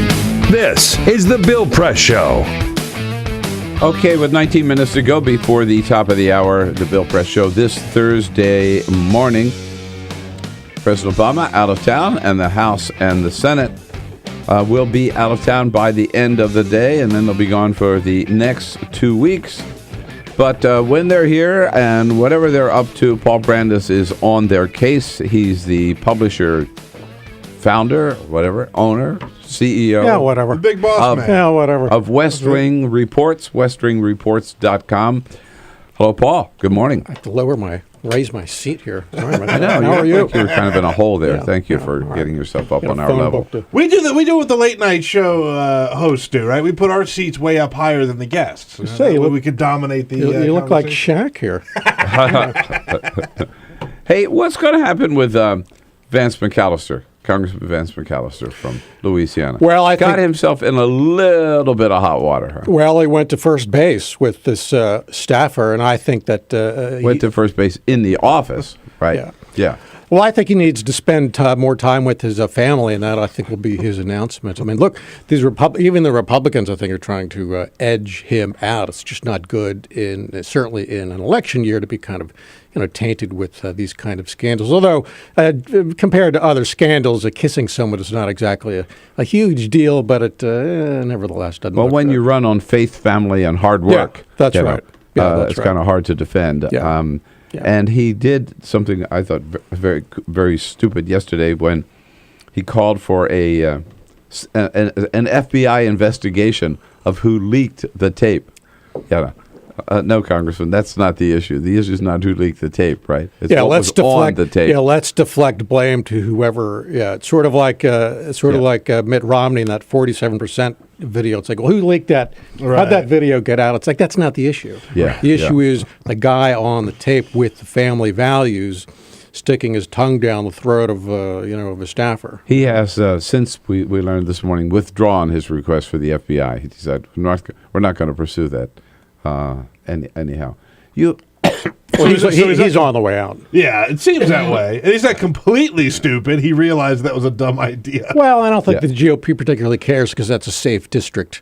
Anyway, they'll get him out and wheel somebody else in who will take it back in November. So not a big deal, I don't think. You, with your West Wing reports, have what is it called? A scoundrel of the month, or well, it's hypocrite of the month or or scoundrel of the month. But this month I've chosen. Do you have one this month? Yeah. Well, I do. I've chosen a name that a lot of Americans might not know, but he's certainly well known here inside the Beltway, and it's Brendan Buck, who is the spokesman for House Speaker John Boehner. And the reason I say that, it just occurred to me. I've been collecting this for about a month now. Every day, if you are on his mailing list, he's a big mailing list, he sends out to every day 5, 6, 7 emails ripping into the White House about this or that, or how these numbers don't add up, and how, well, he said this, but he said this back in 2010, and he's a complete hypocrite. All day long, the steady stream of emails, 5 or 6 or 7, half of them are misleading. And yet it occurred to me, he's never sent out one email actually touting what his own boss is doing, which is, maybe I'm wrong, but isn't the job of kind of a public relations man to kind of, put your own guy out there in a good light? He doesn't do that. So every message that I've got from him is just this negative, nasty White House, this or that, and everybody is so concerned about this hyper-partisan, nasty back and forth that we have here in Washington. And it's things like this that really have this corrosive effect, and he seems to revel in it. So for that reason and others, he is my scoundrel of the month. It's just too much. Yeah, well, but it is hard work to follow him on Twitter, because it's just mind-numbing of the stuff that he puts out. But it sort of reflects, I mean, we've been talking this morning about this issue. In a sense, it reflects the whole direction of the Republican caucus in the House, where they're not putting forward anything. They're just blocking stuff, right? Tried to block Obamacare, failed. Since then, what is it, 47 times now, I think, or 57 they voted to repeal it. Won't go along with raising the minimum wage, won't go along with extending unemployment benefits, blocked the Paycheck Fairness Act yesterday. So it's, what are they for? And the latest... And Brendan Buck probably could not tell you what they're for. Well, what they're for is whatever he's against is what they're... well, whatever. Anyway, but the biggest... And one of the last shenanigans was yesterday, by the way, when, the House, they had this alternative version of the Obama budget. Yeah. Right. And these Republicans who say that, well, it's not leadership to have these 2,000-page bills, and yet that's what their alternative was. It was this 2,000-page alternative to the Obama budget, and then they gave it about 15 or 20 minutes for debate. It was a complete sham. So, of course, it went down. Only 2 Democrats voted for it. That's because Chris Van Hollen of Maryland told all his Democratic colleagues, this is a sham. Don't vote for it. So it went down 4-13-2. And then the Republicans said, look, Obama's budget went down in flames in the House. It's completely a sham and a circus. And yet, speaking of Brendan Buck, he sent out a stream of emails after that saying, well, look, even the Obama budget goes down in flames 4-13-2. No, it was a sham based on a version of the Obama budget that they ran through. Does that make sense? It's really just a travesty. Yeah, and everybody knew they were going to do it just for they show. They do it every year. Yeah. Yeah. As so many votes in the House end up being just like 47 times to repeal Obamacare. They know it's not going to work right. Their votes just for show. Big celebration down in Austin, Texas. Is it time to everybody's for stand up and say, okay, LBJ wasn't as bad a president as we thought he was? Except for that Vietnam thing. Yeah, there is that. Well, I think he will go down in history, or in fact has, as one of the more, the disconnect with Lyndon Johnson is the things that he enacted sort of in the wake of the Kennedy assassination. The Civil Rights Act, which Kennedy, I'm not sure, ever would have gotten through, but Johnson, who, of course, who had these huge congressional majorities and knew the machinery of Capitol Hill in a way that John F. Kennedy did not. So that combined, I think, with the emotional aftermath of the JFK assassination really, I think, propelled these bills to the forefront. So you got to give Lyndon Johnson, credit for doing that. And John Lewis, of course, the legendary Georgia congressman who was an integral player 50 years ago, said Lyndon Johnson will, I think, deservedly go down in history as one of our greatest presidents, albeit tainted by Vietnam, which I think swamped him in the last couple of years of his White House. But you can't take that away. You can't take anything he did on the civil rights front away from him.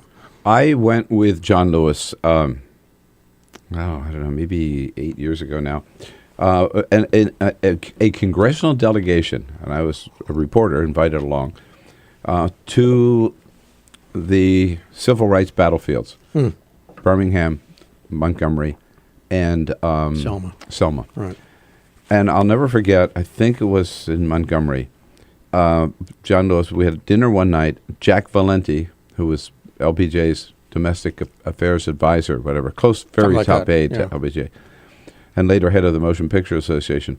But he spoke about Lyndon Johnson, watching Lyndon Johnson work the Democratic senators who were anti-civil rights in the South to get them to vote for the Civil Rights Bill. And I got to tell you, it was so powerful to hear that story, particularly in that setting with John Lewis right there.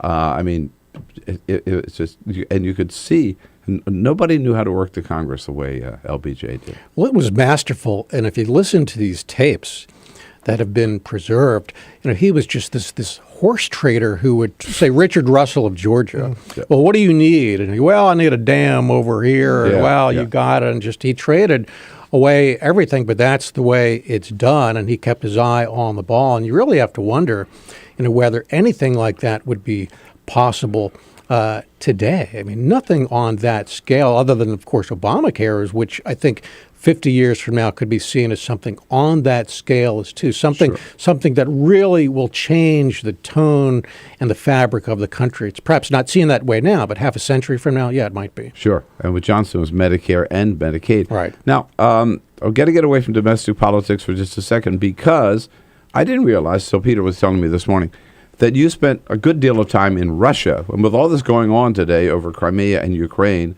you even met Vladimir Putin. So is there anything more we should be doing over there that we're not doing?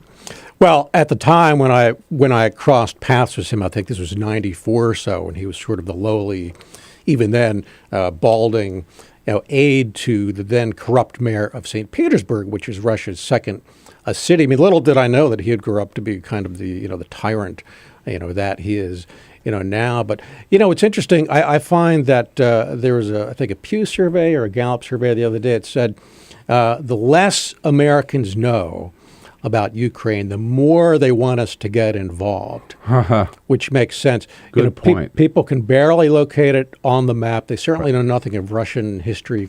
And yet, nevertheless, they're experts on how to handle the situation. But I don't think, look, Crimea is lost.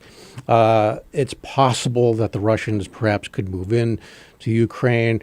Putin, Eastern part of Ukraine. Eastern part of Ukraine, which has a deep an extensive Russian heritage. I mean, the roots are unquestionably there, but Putin really has to kind of weigh that against the costs that he's already paying in the West. I mean, up to $50 billion in capital that left Russia last month, $100 billion since the start of the year. I mean, a huge financial loss. And he tends to claim that, well, this stuff doesn't really bother us. But look, he was booted out of the G8, which was a humiliation for him. He'd been planning this big, lavish thing in Sochi. In Sochi, right. Where they just had the Olympics. He's planning a huge, lavish thing. That's completely gone now. So I think he was caught surprised by that. So he's been humiliated. He doesn't quite see it that way. And for domestic consumption, he tells the Russians, that they're standing up to America, which in Russia is often, kind of the great, great Satan is a Middle East term, I suppose. But America is always seen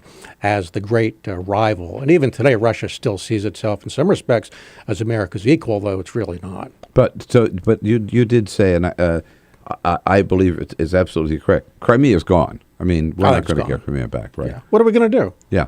I'm not going to do nothing there. Yeah. If Russians do seize a couple of towns, seize territory from the east Ukraine, same thing? He'll get away with it? Well, I just can't see the United States, which is reluctant to even use force in Syria, for God's sake, to do anything. I mean, Russia it's 8 time zones away. It's their backyard. I just don't see us doing anything, and I think Putin has calculated that as well. But I think the line is drawn, however, on here's the thing that makes people nervous, and justifiably so, are these former Soviet republics, the Baltics, Estonia, Latvia, Lithuania. Right. They have every reason to be nervous. Stalin grabbed them in 1940 against their will, and they fled as soon as they could back in 1991. Well, now NATO is moving in about a dozen jets to patrol the skies. But that being said, if the Russians wanted to physically move in, they could probably do it, but I think there's no way I could see Putin doing that. He's not going to attack 3 NATO countries. I don't think so. Paul Brandus, you got it covered worldwide on West Wing Reports. It's westwingreports.com. Thanks so much for coming in today. Sorry I'm late. All right, see you again soon. All right. This is the Bill Press Show.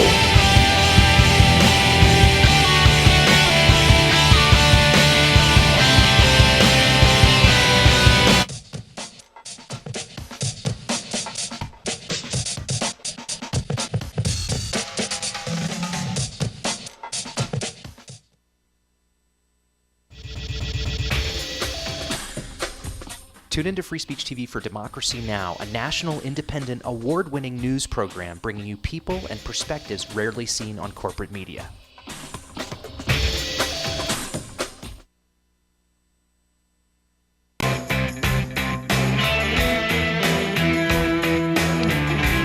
Hey, I hope you've enjoyed the first 2 hours so far, and I really want you to check in for hour number 3 because we have an outstanding guest, the Honorable James Clyburn, ranking Democrat from South Carolina in the House of Representatives. His first visit in studio with us in the next hour. We'll also be joined by Dylan Byers, the media critic for Politico. All of that coming up in hour number 3 of the Bill Press Show. You won't see it on Free Speech TV. You've got to go over to our video stream, youtube.com/TawkrTV, TAWKR-TV. See you there.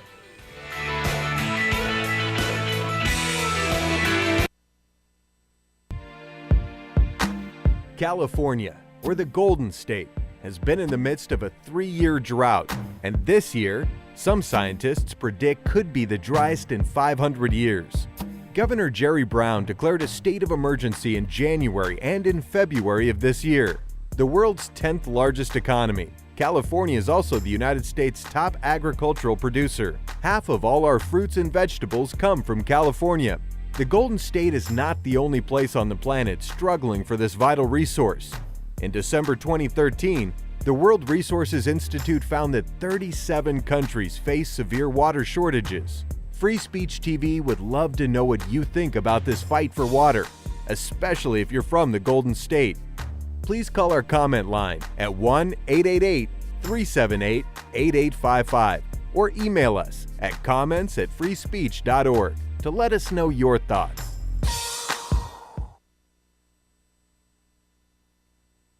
So, I'm kind of new here, but I've noticed a trend. My human does this funny thing where she goes around and gets all my toys, and then she hides them in that basket by the door. But it's always the same basket, and it's always in the same place. And then she acts so surprised when I find them, but, she's putting them in the same basket. Again. It's like, hello? That's where you put it last time. You were the worst at hide and go seek.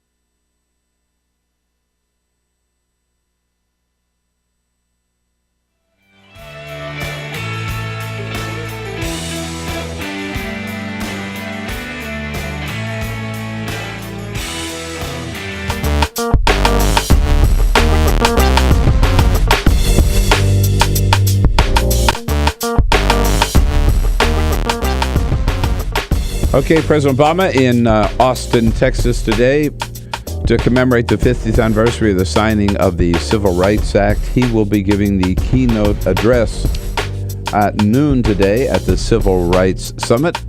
Then he and the First Lady back on Air Force One, arriving back at the White House this evening at 5:20. Jay Carney will be gagging with reporters on Air Force One. We'll be back next hour with Dylan Byers. This is the Bill Press Show.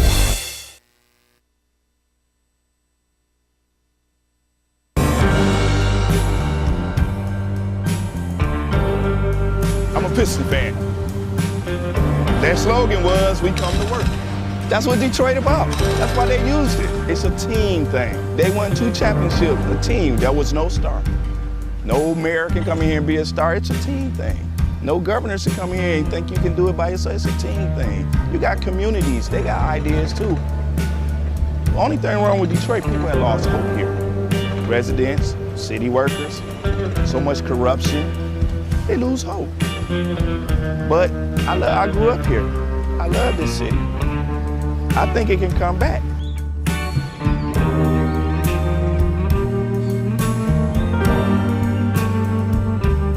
I've been working for the city 24 and a half years. Within the last 10 years, we took 4 pay cuts and then an additional 10% wage cut.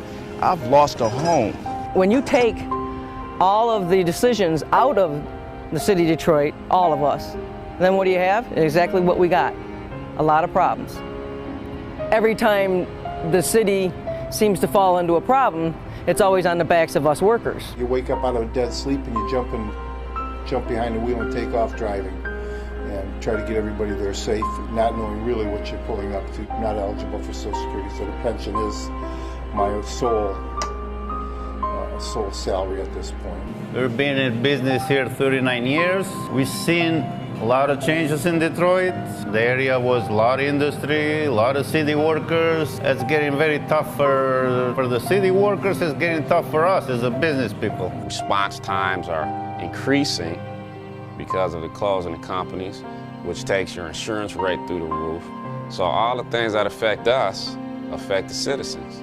I worked for the city in different capacities for 29 years. I feel like an old jacket. They use me up and they throw me away. In my condition, nobody's gonna hire me. I'm 68 years old. Half the times, I can't get my blood pressure medicine. It's either feeding myself blood pressure or paying bills. $754. By the time they take all the deductions for I have my car insurance, my house insurance, and my health insurance taken out. So the time they take all that, they'll get about $300 after they take all that out. I don't understand it. I can't see how the governor's allowing this to happen and what they're doing to, and they want to blame it all on the seniors. Not only the seniors, but the city workers. And we worked hard. I know I worked hard. I've been in Detroit since 1946. I was 14 years old when I came in. I don't live large at all. I wish I could. I don't know when the last time I've been shopping. I only get $1,100, and I'm 81 years old, and I need every penny that I can get and that I do get. And I'm very, very upset about the idea of them taking away my pensions that I worked 30 years for.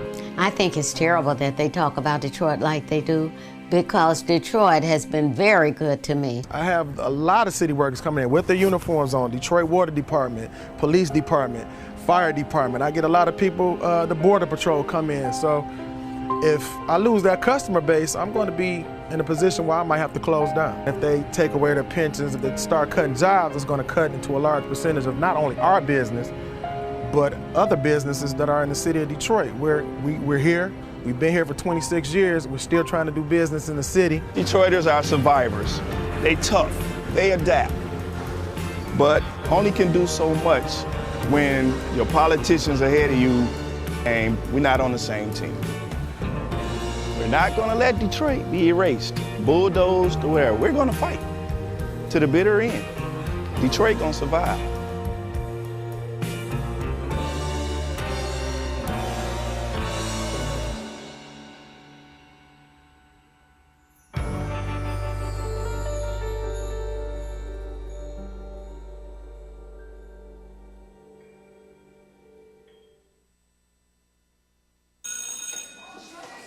Don't look at me.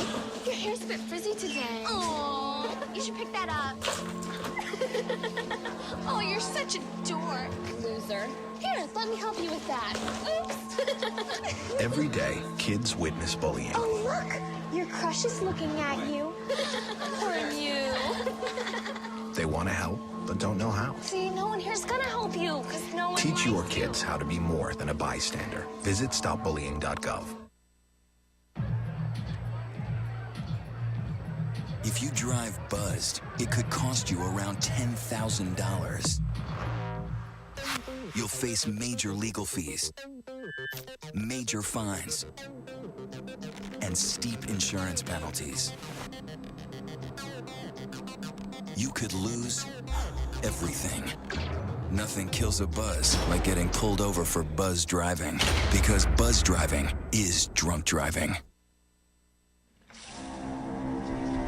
When some people struggle with their mortgage payments, they become frozen, petrified. Not knowing what to do, they do nothing. But the people who take action are far more likely to get the most positive outcome. Making home affordable is a free government program. Call now to talk one-on-one with a housing expert about the options that are right for you. Real help, real answers, right now. Here at the GED Pep Talk Center, we have pep talkers standing by to get you motivated for your GED diploma. Text the name Terry to 69222 for a sympathetic pep talk. You show people what you really are. Or for a gentle pep talk, text the name Deborah. You know you're going to make people very proud of you. And if that's not enough, text the name Danny for an extreme pep talk. Prove everyone wrong. Show them you're the boss. Get your GED pep talk and find free GED classes. Text the name of the person you want a pep talk from to 69222.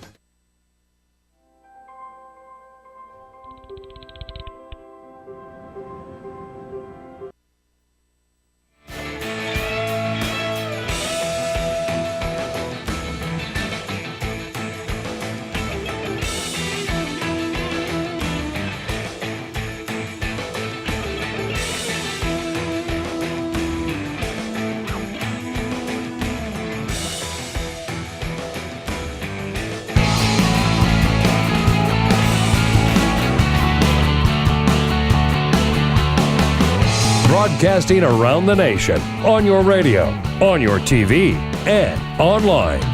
This is The Bill Press Show.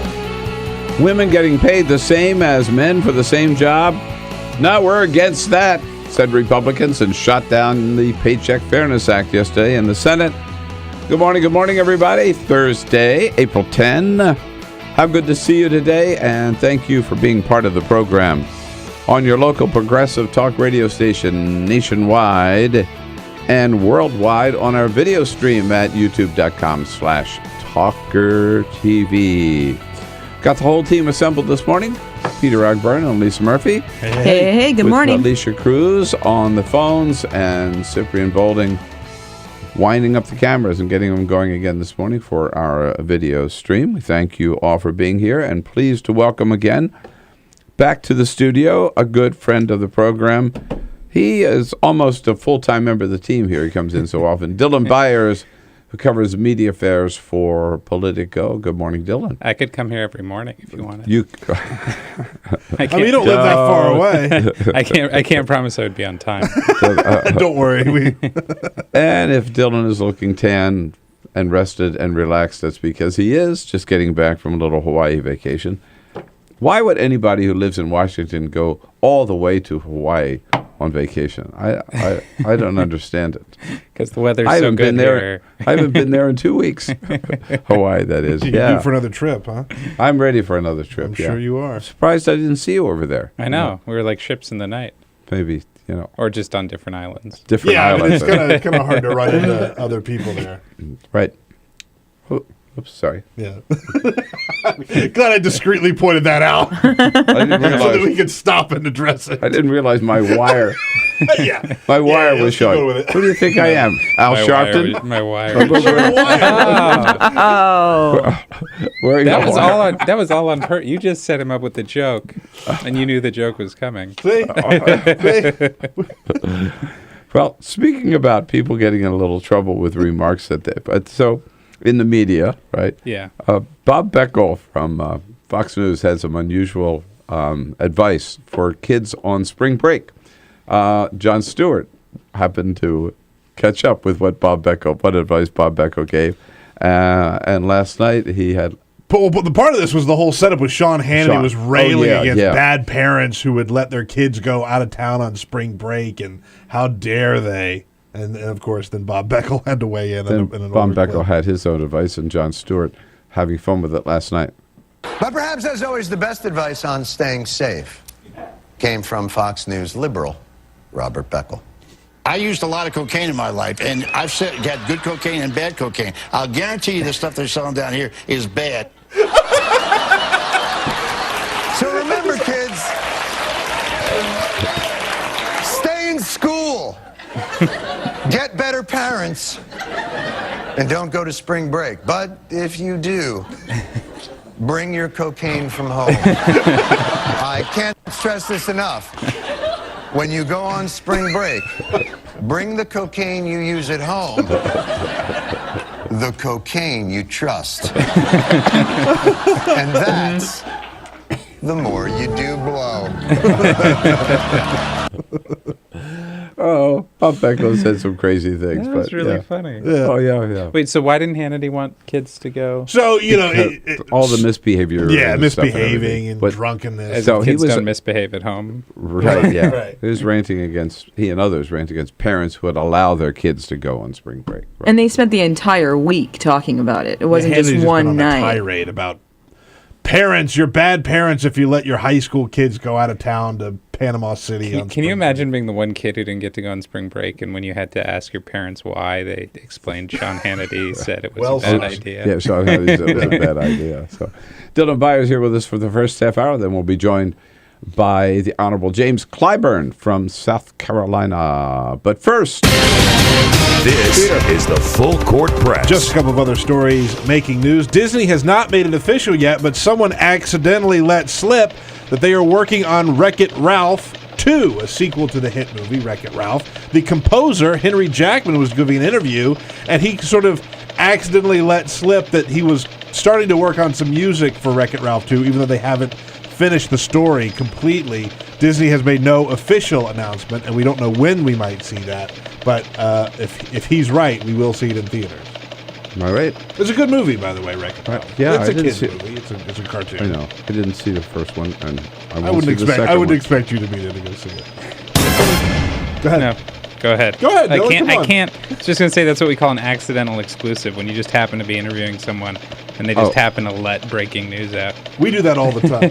We do that all the time. The Atlanta Braves had their home opener on Tuesday night, and they done goofed. They set off some fireworks to celebrate the big home opener. The problem is, it was just a little too close to the American flag that they had flying atop the stadium. No. The American flag caught fire, and one person who was in the stands got a picture of it. We're about to tweet out the picture so you can take a look at it.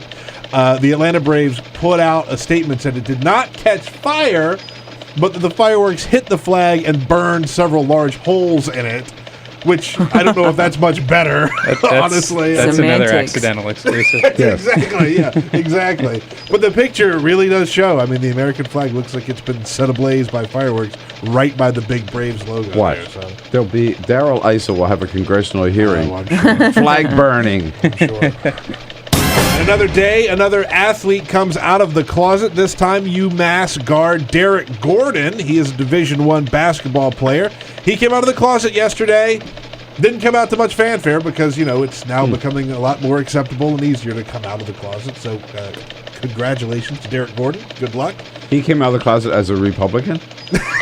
I mean, it's from Massachusetts. Massachusetts Republican. What he could have done more. Exactly. Well, okay.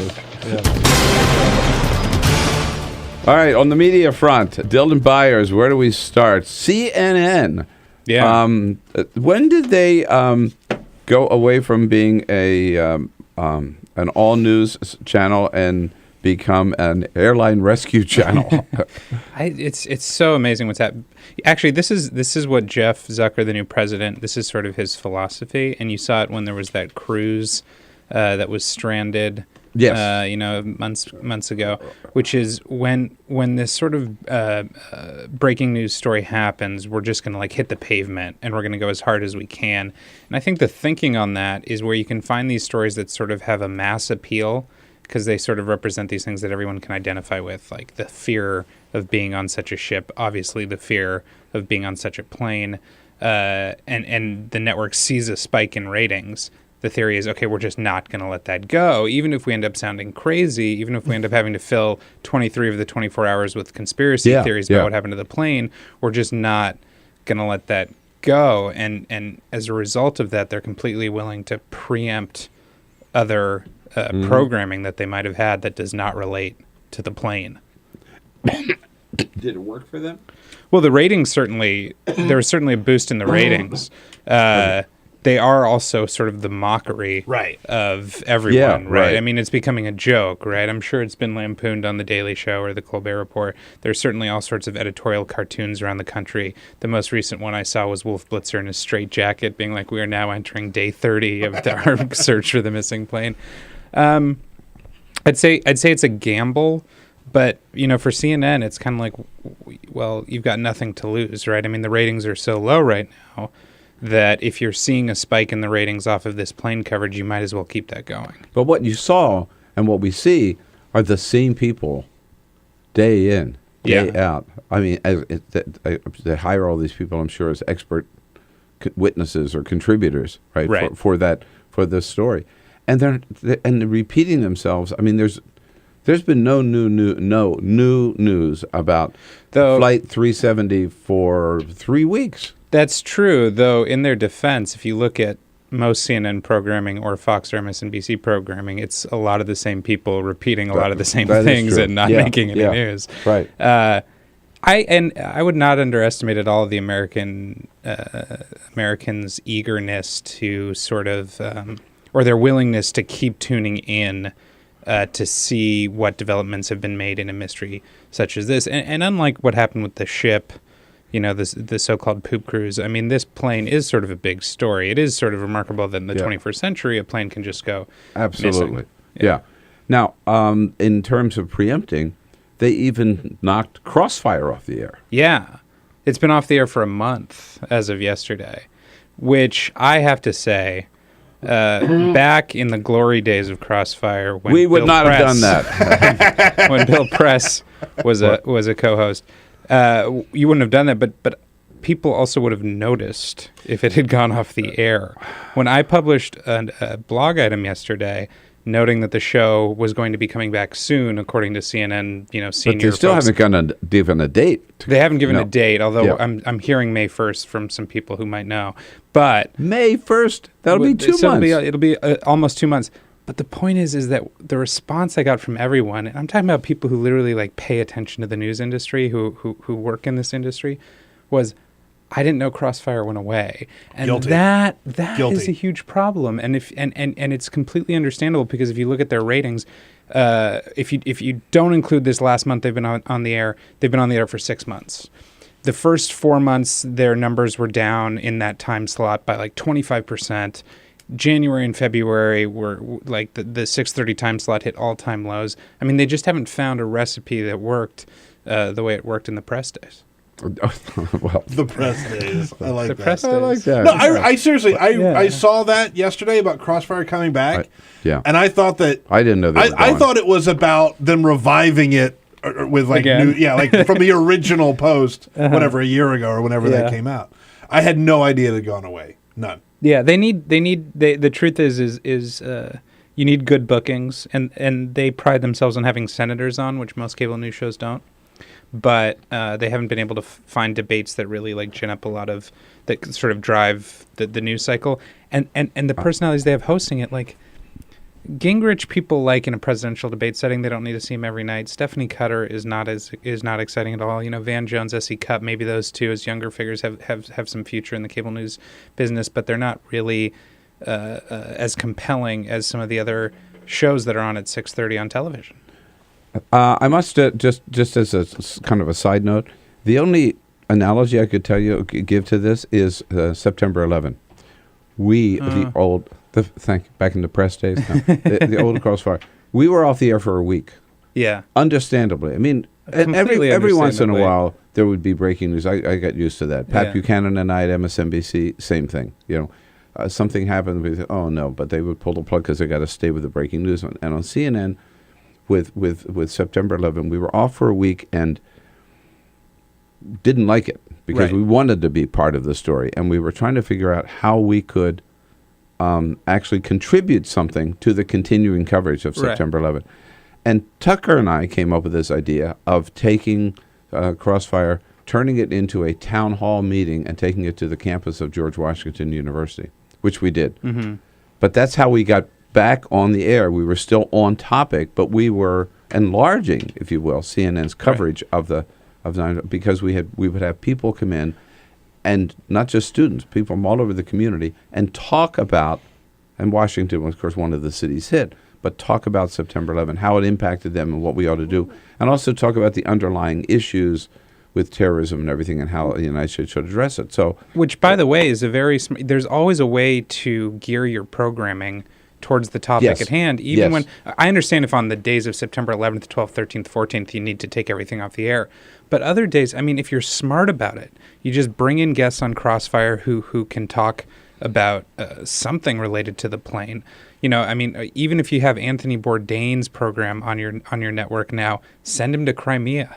You know what I mean? But they don't have the infrastructure in place to do that. On the media front, there's a lot of talk today about what's happening down in Austin, Texas, the commemoration of the 50th anniversary of the signing of the Civil Rights Act, and another, maybe another look at the legacy of LBJ. And we learn a lot about LBJ from the recordings, White House tapes of LBJ.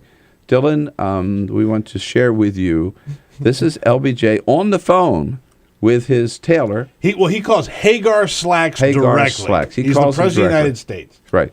And he gets Hagar Jr. On the line, okay, and talks about he needs to order some new slacks. Here's the President of the United States. Joe, is your father the one that makes clothes? Yes, sir. We're all together. You all made me some real lightweight slacks that he just made up on his own, sent to me 3 or 4 months ago. It's kind of a light brown and a light green, rather soft green and soft brown. Yes, sir. And they're real lightweight. Now, I need about 6 pairs for summer wear. Yes, sir. I want a couple, maybe 3 of the light brown, kind of a almost powder color, like powder on a lady's face. Then there was some green, and then maybe some other light pair. If you had a blue in that, or black, I'd have one blue and one black. I need about 6 pairs to wear around in the evening when I come in from work. Okay. He's basically like Fat Elvis, you know? What a simple time, though. Isn't it though? Okay. Now, Dylan, the LBJ knows there's one little problem with the slacks that he's wearing is he's put on a little weight, so these need a little more room. Again, this is the President of the United States. Now, the pockets, when you sit down in a chair, the knife and your money comes out, so I needed at least another inch in the pockets. Yeah. Another thing, the crotch down where your nuts hang is always a little too tight. So when you make them up, give me an inch that I can let out there, because they cut me. They're just like riding a wire fence. These are the best that I've had anywhere in the United States. But when I gain a little weight, they cut me under there. So leave me, you never do have much margin there. Let's see if you can't leave me about an inch from where the zipper ends, round under my, back to my bunghole. So I can let it out there if I need to. Is this real? Yeah. Yes. 100% real. Yes. 100% real. We just need a little room down there. Back by my bunghole. Can you imagine being on the other end of that phone? Oh my God. Yes, Mr. President. You're expecting like the dude from down the street to call and give you his weekly or whatever. There it is. All right, we'll be right back with Dylan Byers and LBJ here on the Bill Press Show. This is the Bill Press Show.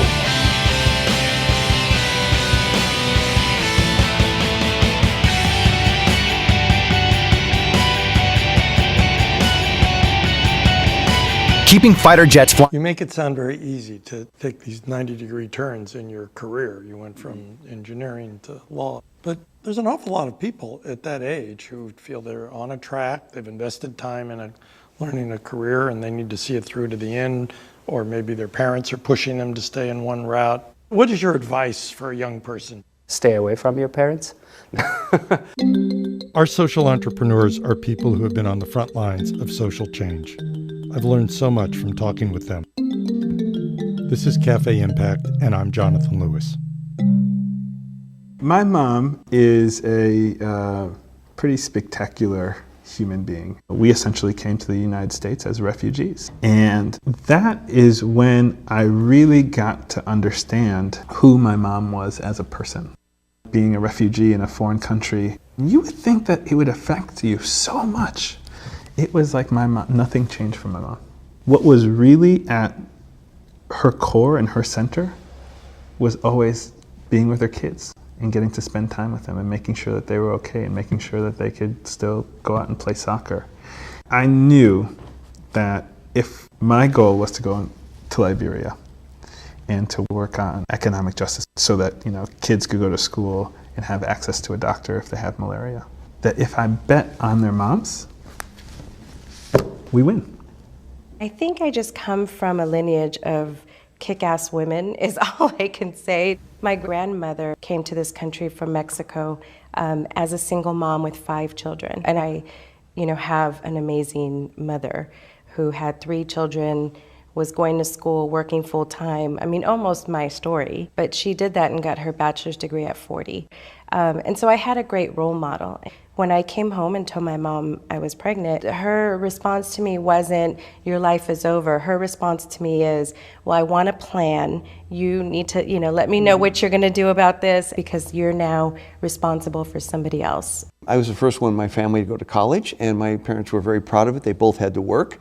My mom in a factory and my dad in the supermarket, and I was their success story. However, on graduation day, they said, are you going to be a doctor? Are you going to be an engineer? You're going to be a businessman? What are you going to, a lawyer? I said, I'm going to join the Peace Corps. And they said, what? My parents were very much opposed to this, and it was very difficult. How much pressure did they put on you? Tremendous pressure. Up until we were leaving from O'Hare Airport for me to go to Peru, my mother questioning me, like, where is Peru? You've never been out of the country. What do you know? Do they have doctors? Do they speak English there? What are you going to eat? You like my cooking? I said, Mom, I'm going to be a pioneer. Why do you always have to be the pioneer? Let them do it. Let them come back, and then you go. I said, no, I want to be the first to go. I grew up in a pretty rough neighborhood, so there was a lot of gang activity, and one of my friends actually was murdered on a basketball court when a 15-year-old child shot him in the back of the head. And I was just hopeless. And my mom actually, she brought me to a place of empathy for the kids who were involved in actually murdering him, because my mom sort of said, look, where do you think those kids are coming from? And then she said, so if you're angry about it, do something. Actually change the way this world works.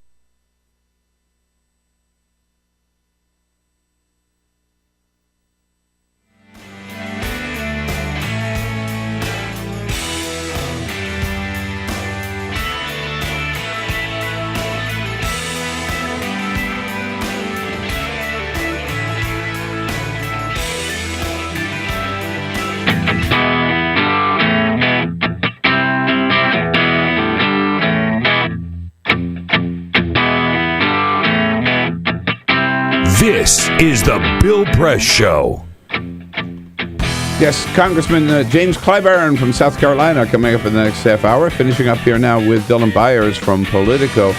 Dylan, David Letterman announcing while you were on vacation that he is stepping down. It's a big shakeup of late night, right? Really what do you big. hear?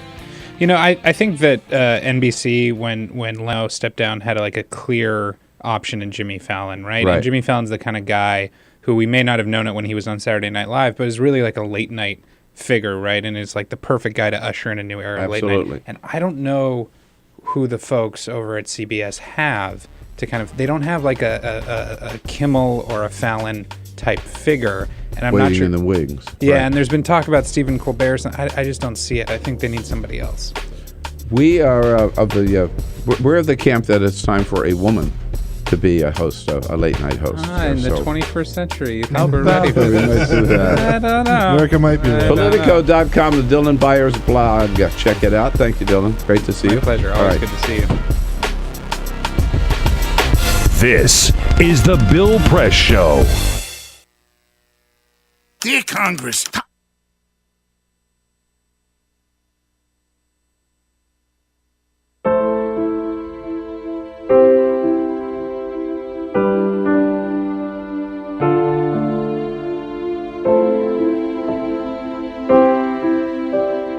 I have run these canyons for 6 million years.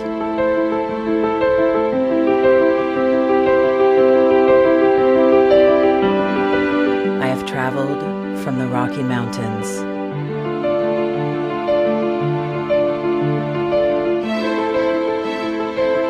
to the deserts, through scorching heat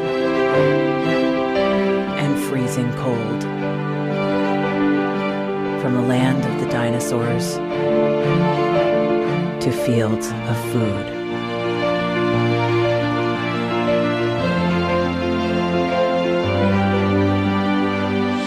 I lend my hand to 7 states, 2 countries, 9 national parks, and 36 million people across an arid West. I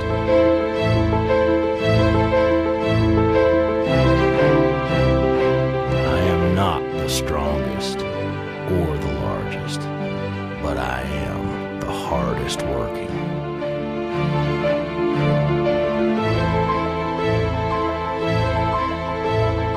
People love me. My playfulness, My beauty. my power.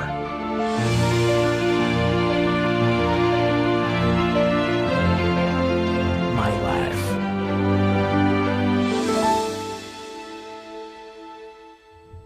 But I don't think I can offer any more. I am tired. I am tired, tapped, and tied. Of the hundreds of major rivers in the world, I am one of the few who no longer kisses the sea battles to harness my soul have been won and lost. Use me wisely, and I will sustain you. Use me like you have, and I will break. My name is Red. The Grand River Red. The American Nile. The Canyon Maker. I am the Colorado River. And I am the most endangered river in America.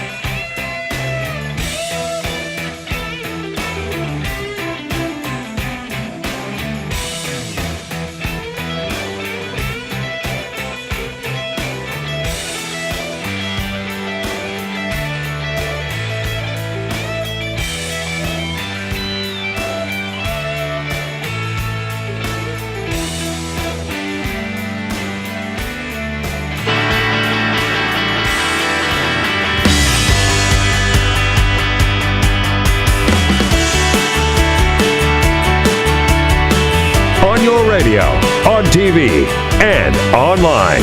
This is The Bill Press Show. 33 minutes after the hour now, coming to you live from our nation's capital, and our studio in Capitol Hill on this Thursday morning, April 10, and brought to you today by the NEA, the good men and women of the National Education Association, under President Dennis Van Rokel, creating great public schools for every student in this country. You bet, and you can find out more about the good work of our Teachers of America at NEA.org. President Obama in Austin, Texas today at the LBJ Library. He will be giving the keynote address for the Civil Rights Summit down in Austin, Texas, and also celebrating the legacy of President Lyndon Baines Johnson, who pushed through both the Civil Rights Act and the Voting Rights Act through the Congress, a man who's been right in the heart of those battles and continues to fight that good fight. In the House of Representatives today, the Assistant Democratic Leader of the House, Congressman from South Carolina, the Honorable James Clyburn. Congressman, good to see you. Welcome. Thank you. Thank you so much for having me. We always look forward to talking to the whip when you were in that position. In the House. Those were 4 good and challenging years. It didn't last long enough. Not long enough. We'll be back. That's Absolutely. the fighting spirit. That's Absolutely. what I like to hear. Yeah. But when you look at this president and the presidency and what he was able to accomplish, it was those first 2 years, really, where you were able to get things done. Absolutely. Things have changed since, haven't they? A whole lot since. Those first 2 years, I think, were very, very productive because we fed off of the energy of 2008. I think that we sort of rest on our laurels, so to speak. At least our constituents did. And in 2010, that election yielded a far different result in the House of Representatives. And then that put us in a pretty bad place that we're still trying to dig out of. Congressman, have you ever seen a time when the party on the other side just refused to even consider any accommodation or any, to use the word, compromise or any opportunity to work together? Well, compromise has become a bad word. In fact, I was absolutely amazed a few years ago when John Boehner refused to even allow himself to use the word. And that, to me, was beyond the pale. Now, the fact of the matter is, if you go back to the 50s, when we were first coming off of the 54 Supreme Court decision, and we had a Civil Rights Act in 1957 that got very, very contentious. Now, it was almost nothing more than an expression of principles. However, you may recall Strom Thurmond from my state set the filibuster record, fighting off watering it down because it eventually passed. But you may recall during that debate, things got very, very contentious. Strom Thurmond even wrestled Ralph Yarborough down to the floor to keep him from going into a room so that there would not be a quorum. It got very physical. Yeah. And then you may recall after that the Southern Manifesto that costed positions of a lot of senators. So but I don't think we've had it quite this way, simply because we now have the 30-second sound bites kind of ruling the world. Yeah, right. Yeah. Now, when you look at this Civil Rights Summit in Austin, Texas, 50 years later, maybe we don't appreciate how important that legislation was at the time, right? Really historic. That and the Voting Rights Act. Oh, yeah. People really don't. And I 2 Sundays ago, I went up to New York to see the play. All the way. Really? Yeah. Yeah, that's the name of the play commemorating I've seen it. You've seen it? Yeah. It is just absolutely an incredible play. I told someone it's 85% accurate. I mean, there's some license being taken, but having lived through all of that, that play just brought back memories that are very profound. And the LBJ's ability to work with Congress and to get something done, especially as you point out, the Democrats in the Senate from his own party who were opposing the Civil Rights Bill. Absolutely. The byplay between Johnson and Russell was just absolutely incredible. This may be interesting to the audience. The deal I had with my wife was that if we had a boy as our first child, his name would have been J. Everett. I was that enamored with J. Everett Dixon until I really wanted, if I had a son, for his name to be J. Everett. You would have named your son after a Republican? Absolutely. Absolutely would have done that. I mean, look, I'm sitting there watching all this stuff, having met my wife in jail because of the things that we were doing back then, and watching Johnson. The deals were made with Dirksen when he committed to get the votes to break the filibuster. I was just enamored with him, of course, his name would not have been Everett. It would have been the J would have been the J-A-Y. It wouldn't have been James. Yeah.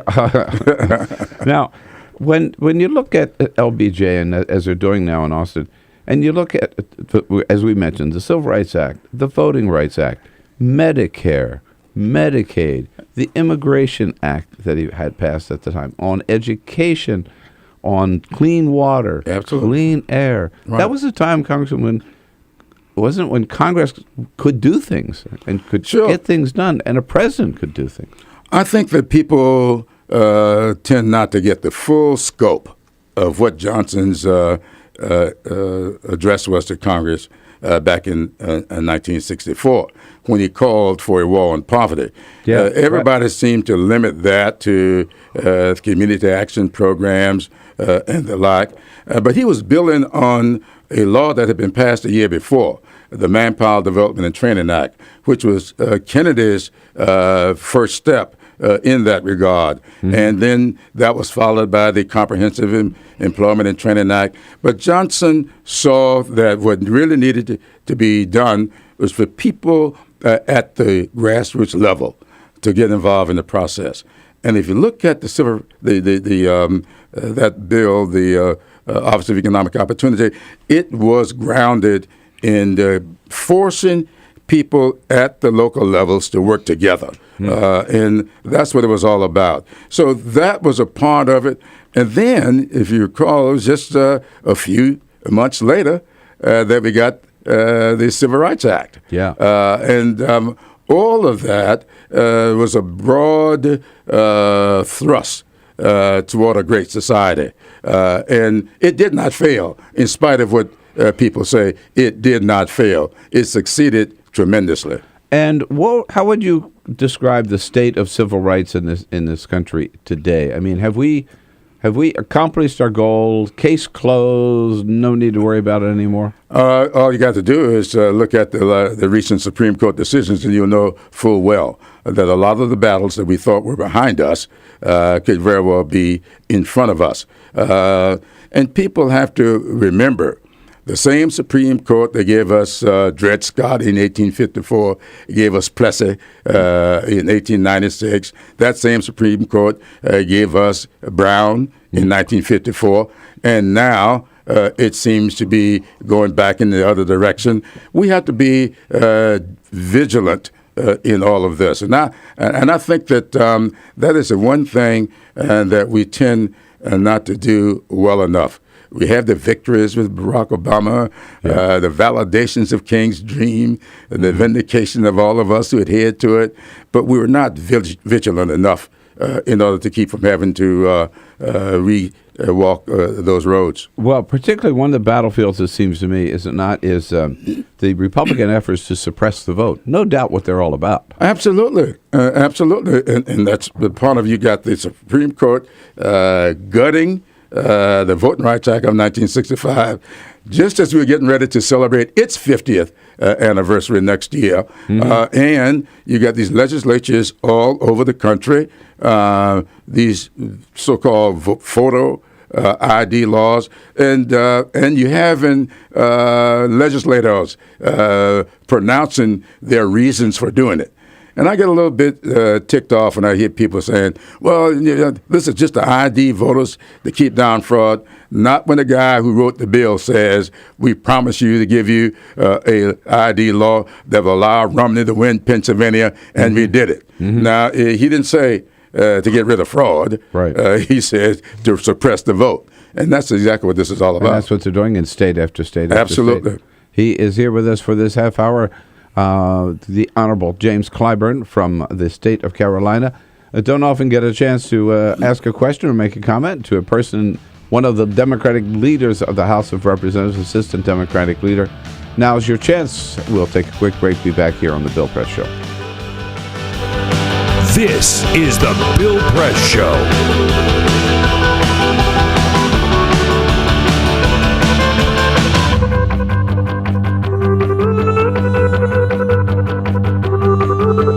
Before Allegra, this was the sound of spring.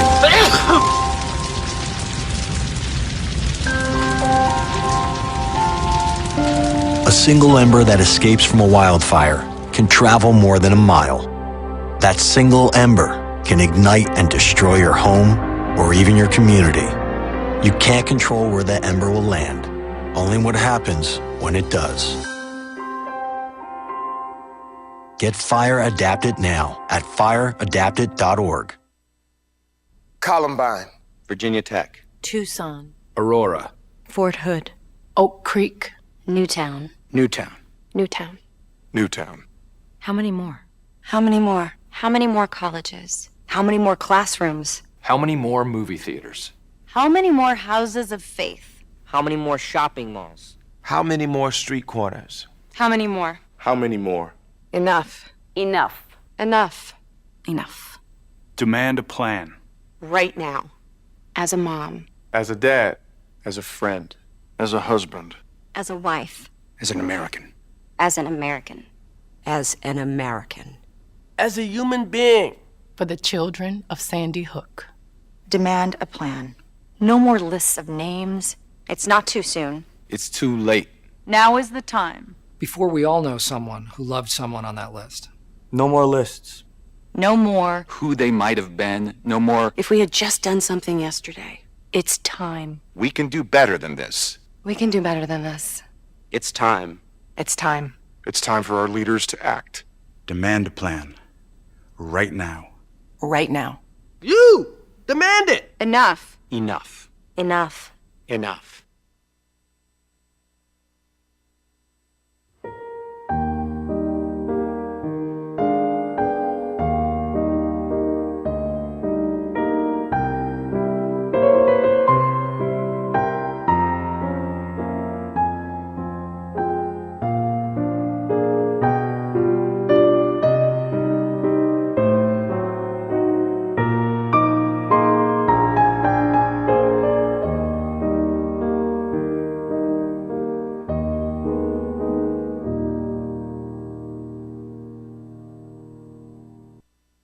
None of us would want to be told we can't marry the person we love. As Americans, we believe in freedom. That's what I fought for as a Marine, and that's what we believe in as Republicans. Freedom means freedom for everyone. I didn't used to understand the importance of same-sex marriage, but after learning my brother was gay, I wanted the same rights for him. He was the best man at my wedding, and I want to be the best man at his. It's only fair that Calvin should have the freedom to marry the person he loves, too. It's time for marriage.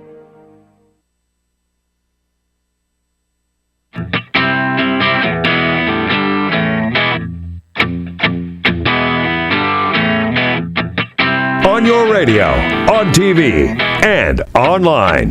This is The Bill Press Show. 13 minutes now before the top of the hour. Honored to have in the studio with us Congressman James Clyburn from the 6th District in South Carolina. What part of South Carolina is that? That's Charleston, up to Columbia, Florence, Orangeburg, Sumter. Oh, man. Every place I've ever lived. Is that right? Yeah. Boy, what a great district. Yeah, thank Even you. The city of Charleston alone. Oh, yeah. It's a great, I love great Charleston. place. Love going down there. Yeah. Right. And some good eating down there. Oh, yeah, good food there. Columbia ain't bad either. If any of my folks in Columbia are listening. Okay, good. That's right. And Don and Carol Fowler, are they still there? behaving Night before last, they had a big event down there for Bonnie Franks. I saw Bonnie last night. He just really? got back from there. Yeah. They had Oh. a place thing at their home for Bonnie Franks last night. Oh, night before last. Yeah. Oh, yeah. Barney's still out there, huh? He's still out there and still going great. So, Congressman, the Senate, by bipartisan vote, sends over a bill to the House to increase the minimum wage. Yeah. And what's going to happen in the House? Not much. Not much. I don't think the bill will come to the floor.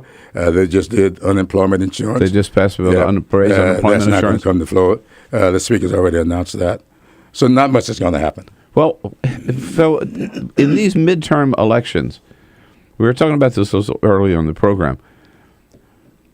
How can they go to the voters in their district and say, we're against raising minimum wage, we're against extended unemployment benefits, and now we're against equal pay for women? Yeah. The Paycheck Fairness Act shot down yesterday.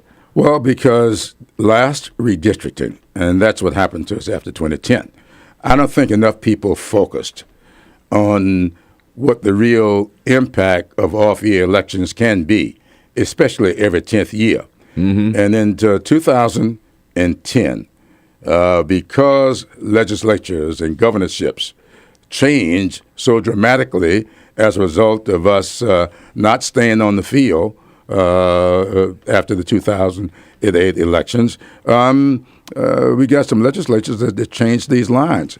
These congressional districts, like right now, I'm the only Democrat from South Carolina, as good a guy as John Spratt was, as effective a legislator as he was.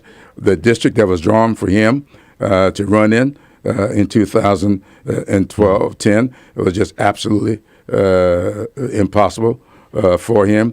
There's only one Democrat from Mississippi, one Democrat from Alabama, no Democrat in the Congress from Arkansas, one from Louisiana, because what they've done, they have structured and sculptured these congressional districts in such a way that those guys don't think they have a price to pay. So they can vote this way and not worry about whether or not they get returned to the Congress. That's their calculation. Now, how do you get around that? We are going to have a 2012 and 2008 turnout in 2014. The vote's got to be that big. In other Absolutely. words, so many Democrats, and I remember in 2010, where people were saying, well, we got Obama elected, right? He's in there right now, so we've done our job, and they were asleep at the switch, right? Asleep at the switch, absolutely. Yeah. So the same thing. When is the next chance to redraw those lines? 2020 to be effective for the 2022 elections. It's really why these governor's races and state legislative races, which get very little attention, are so important. That's exactly right. Very important. I have a question. When you talk about Southern Democrats, do you watch House of Cards? Because Frank Underwood is a Democrat from South Carolina. From a little town of Gaffney up there. I watched the first two, And I'm still trying to get around to the others. Now, my chief of staff has watched all of last season and this season. You can watch them all at one time.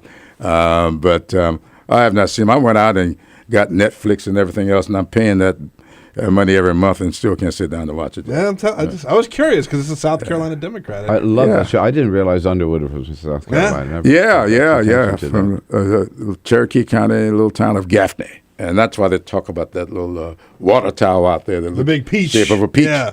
Yeah. You know, Georgia is the peach state, but the fact of the matter is we produce more peaches in South Carolina and better peaches in South Carolina than Georgia. Oh, those are fighting words. That's true. And you know, I'm a California congressman, but I grew up in Delaware. We have some damn good peaches in Delaware. I want you to know. In Southern Delaware is peach country over there. Well, that's why I like you so much, I guess. Joe Biden and I used to josh a lot on the Charlie Rose show. And we used to be on there a lot trying to compliment each other. But Delaware is a state that I've started studying a lot about. In fact, one of those cases, you may recall, in the Brown decision, one of those cases, there were 5 cases wrapped into one, and one of them came out of Delaware. Oh, no. Yeah. Well, the Briggs case came out of South Carolina. Davis case came out of Virginia. Bolton from Washington, D.C., and the Belton case it came from Delaware, and they were all lumped with Brown from Kansas to become Brown versus the Board of Education. Well, since we're talking to the Supreme Court, we just have a little less than a minute left, Congressman. What's the impact of this latest Supreme Court decision? It is going to be dramatic, and I think it's going to be horrific. It pumps too much money into politics, putting corporations on equal standing with individuals, having unlimited funds. And you know, I don't argue about how much money you want to spend, but I really believe it ought to be transparent. For people to be able to spend this money and not reveal themselves, and you don't know exactly who is attacking. It goes against a fundamental principle that we have in jurisprudence, is that you should always be allowed to confront your accuser. Yeah. And it takes that out of politics, and that is absolutely horrific. Well, I can't tell you what a pleasure it is to have you in the studio, Congressman. Thank you so much for taking time this morning. On your way to work? Oh, yeah. Now you know where we are. You can stop by again, okay? I might do that. Yeah, we'll keep the light on for you. And the coffee is great. Thank you so much. We do what we can. We do what we can. All right. Very good. Well, James Clyburn, we'll be right back and wrap things up here on a Thursday morning. This is the Bill Press Show.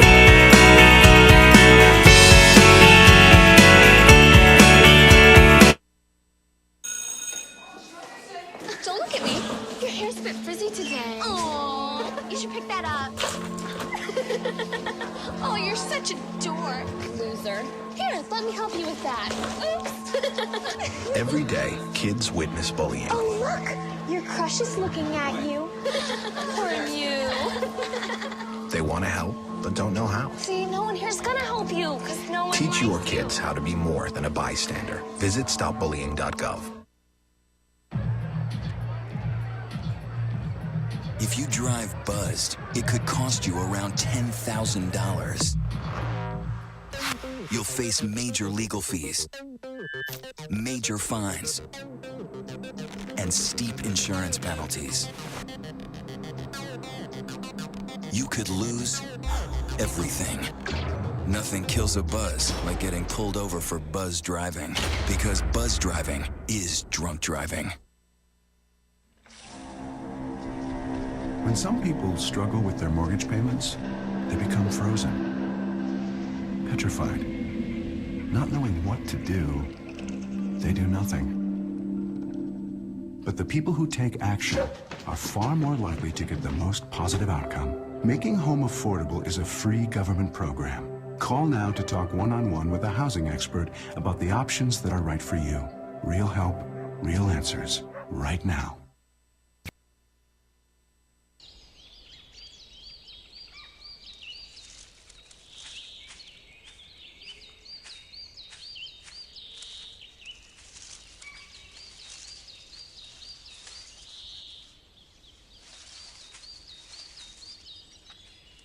At Earth Justice, we defend the environment in the courtroom. Join our fight. When you take a seat, you take a stand. Earth Justice, because the Earth needs a good lawyer.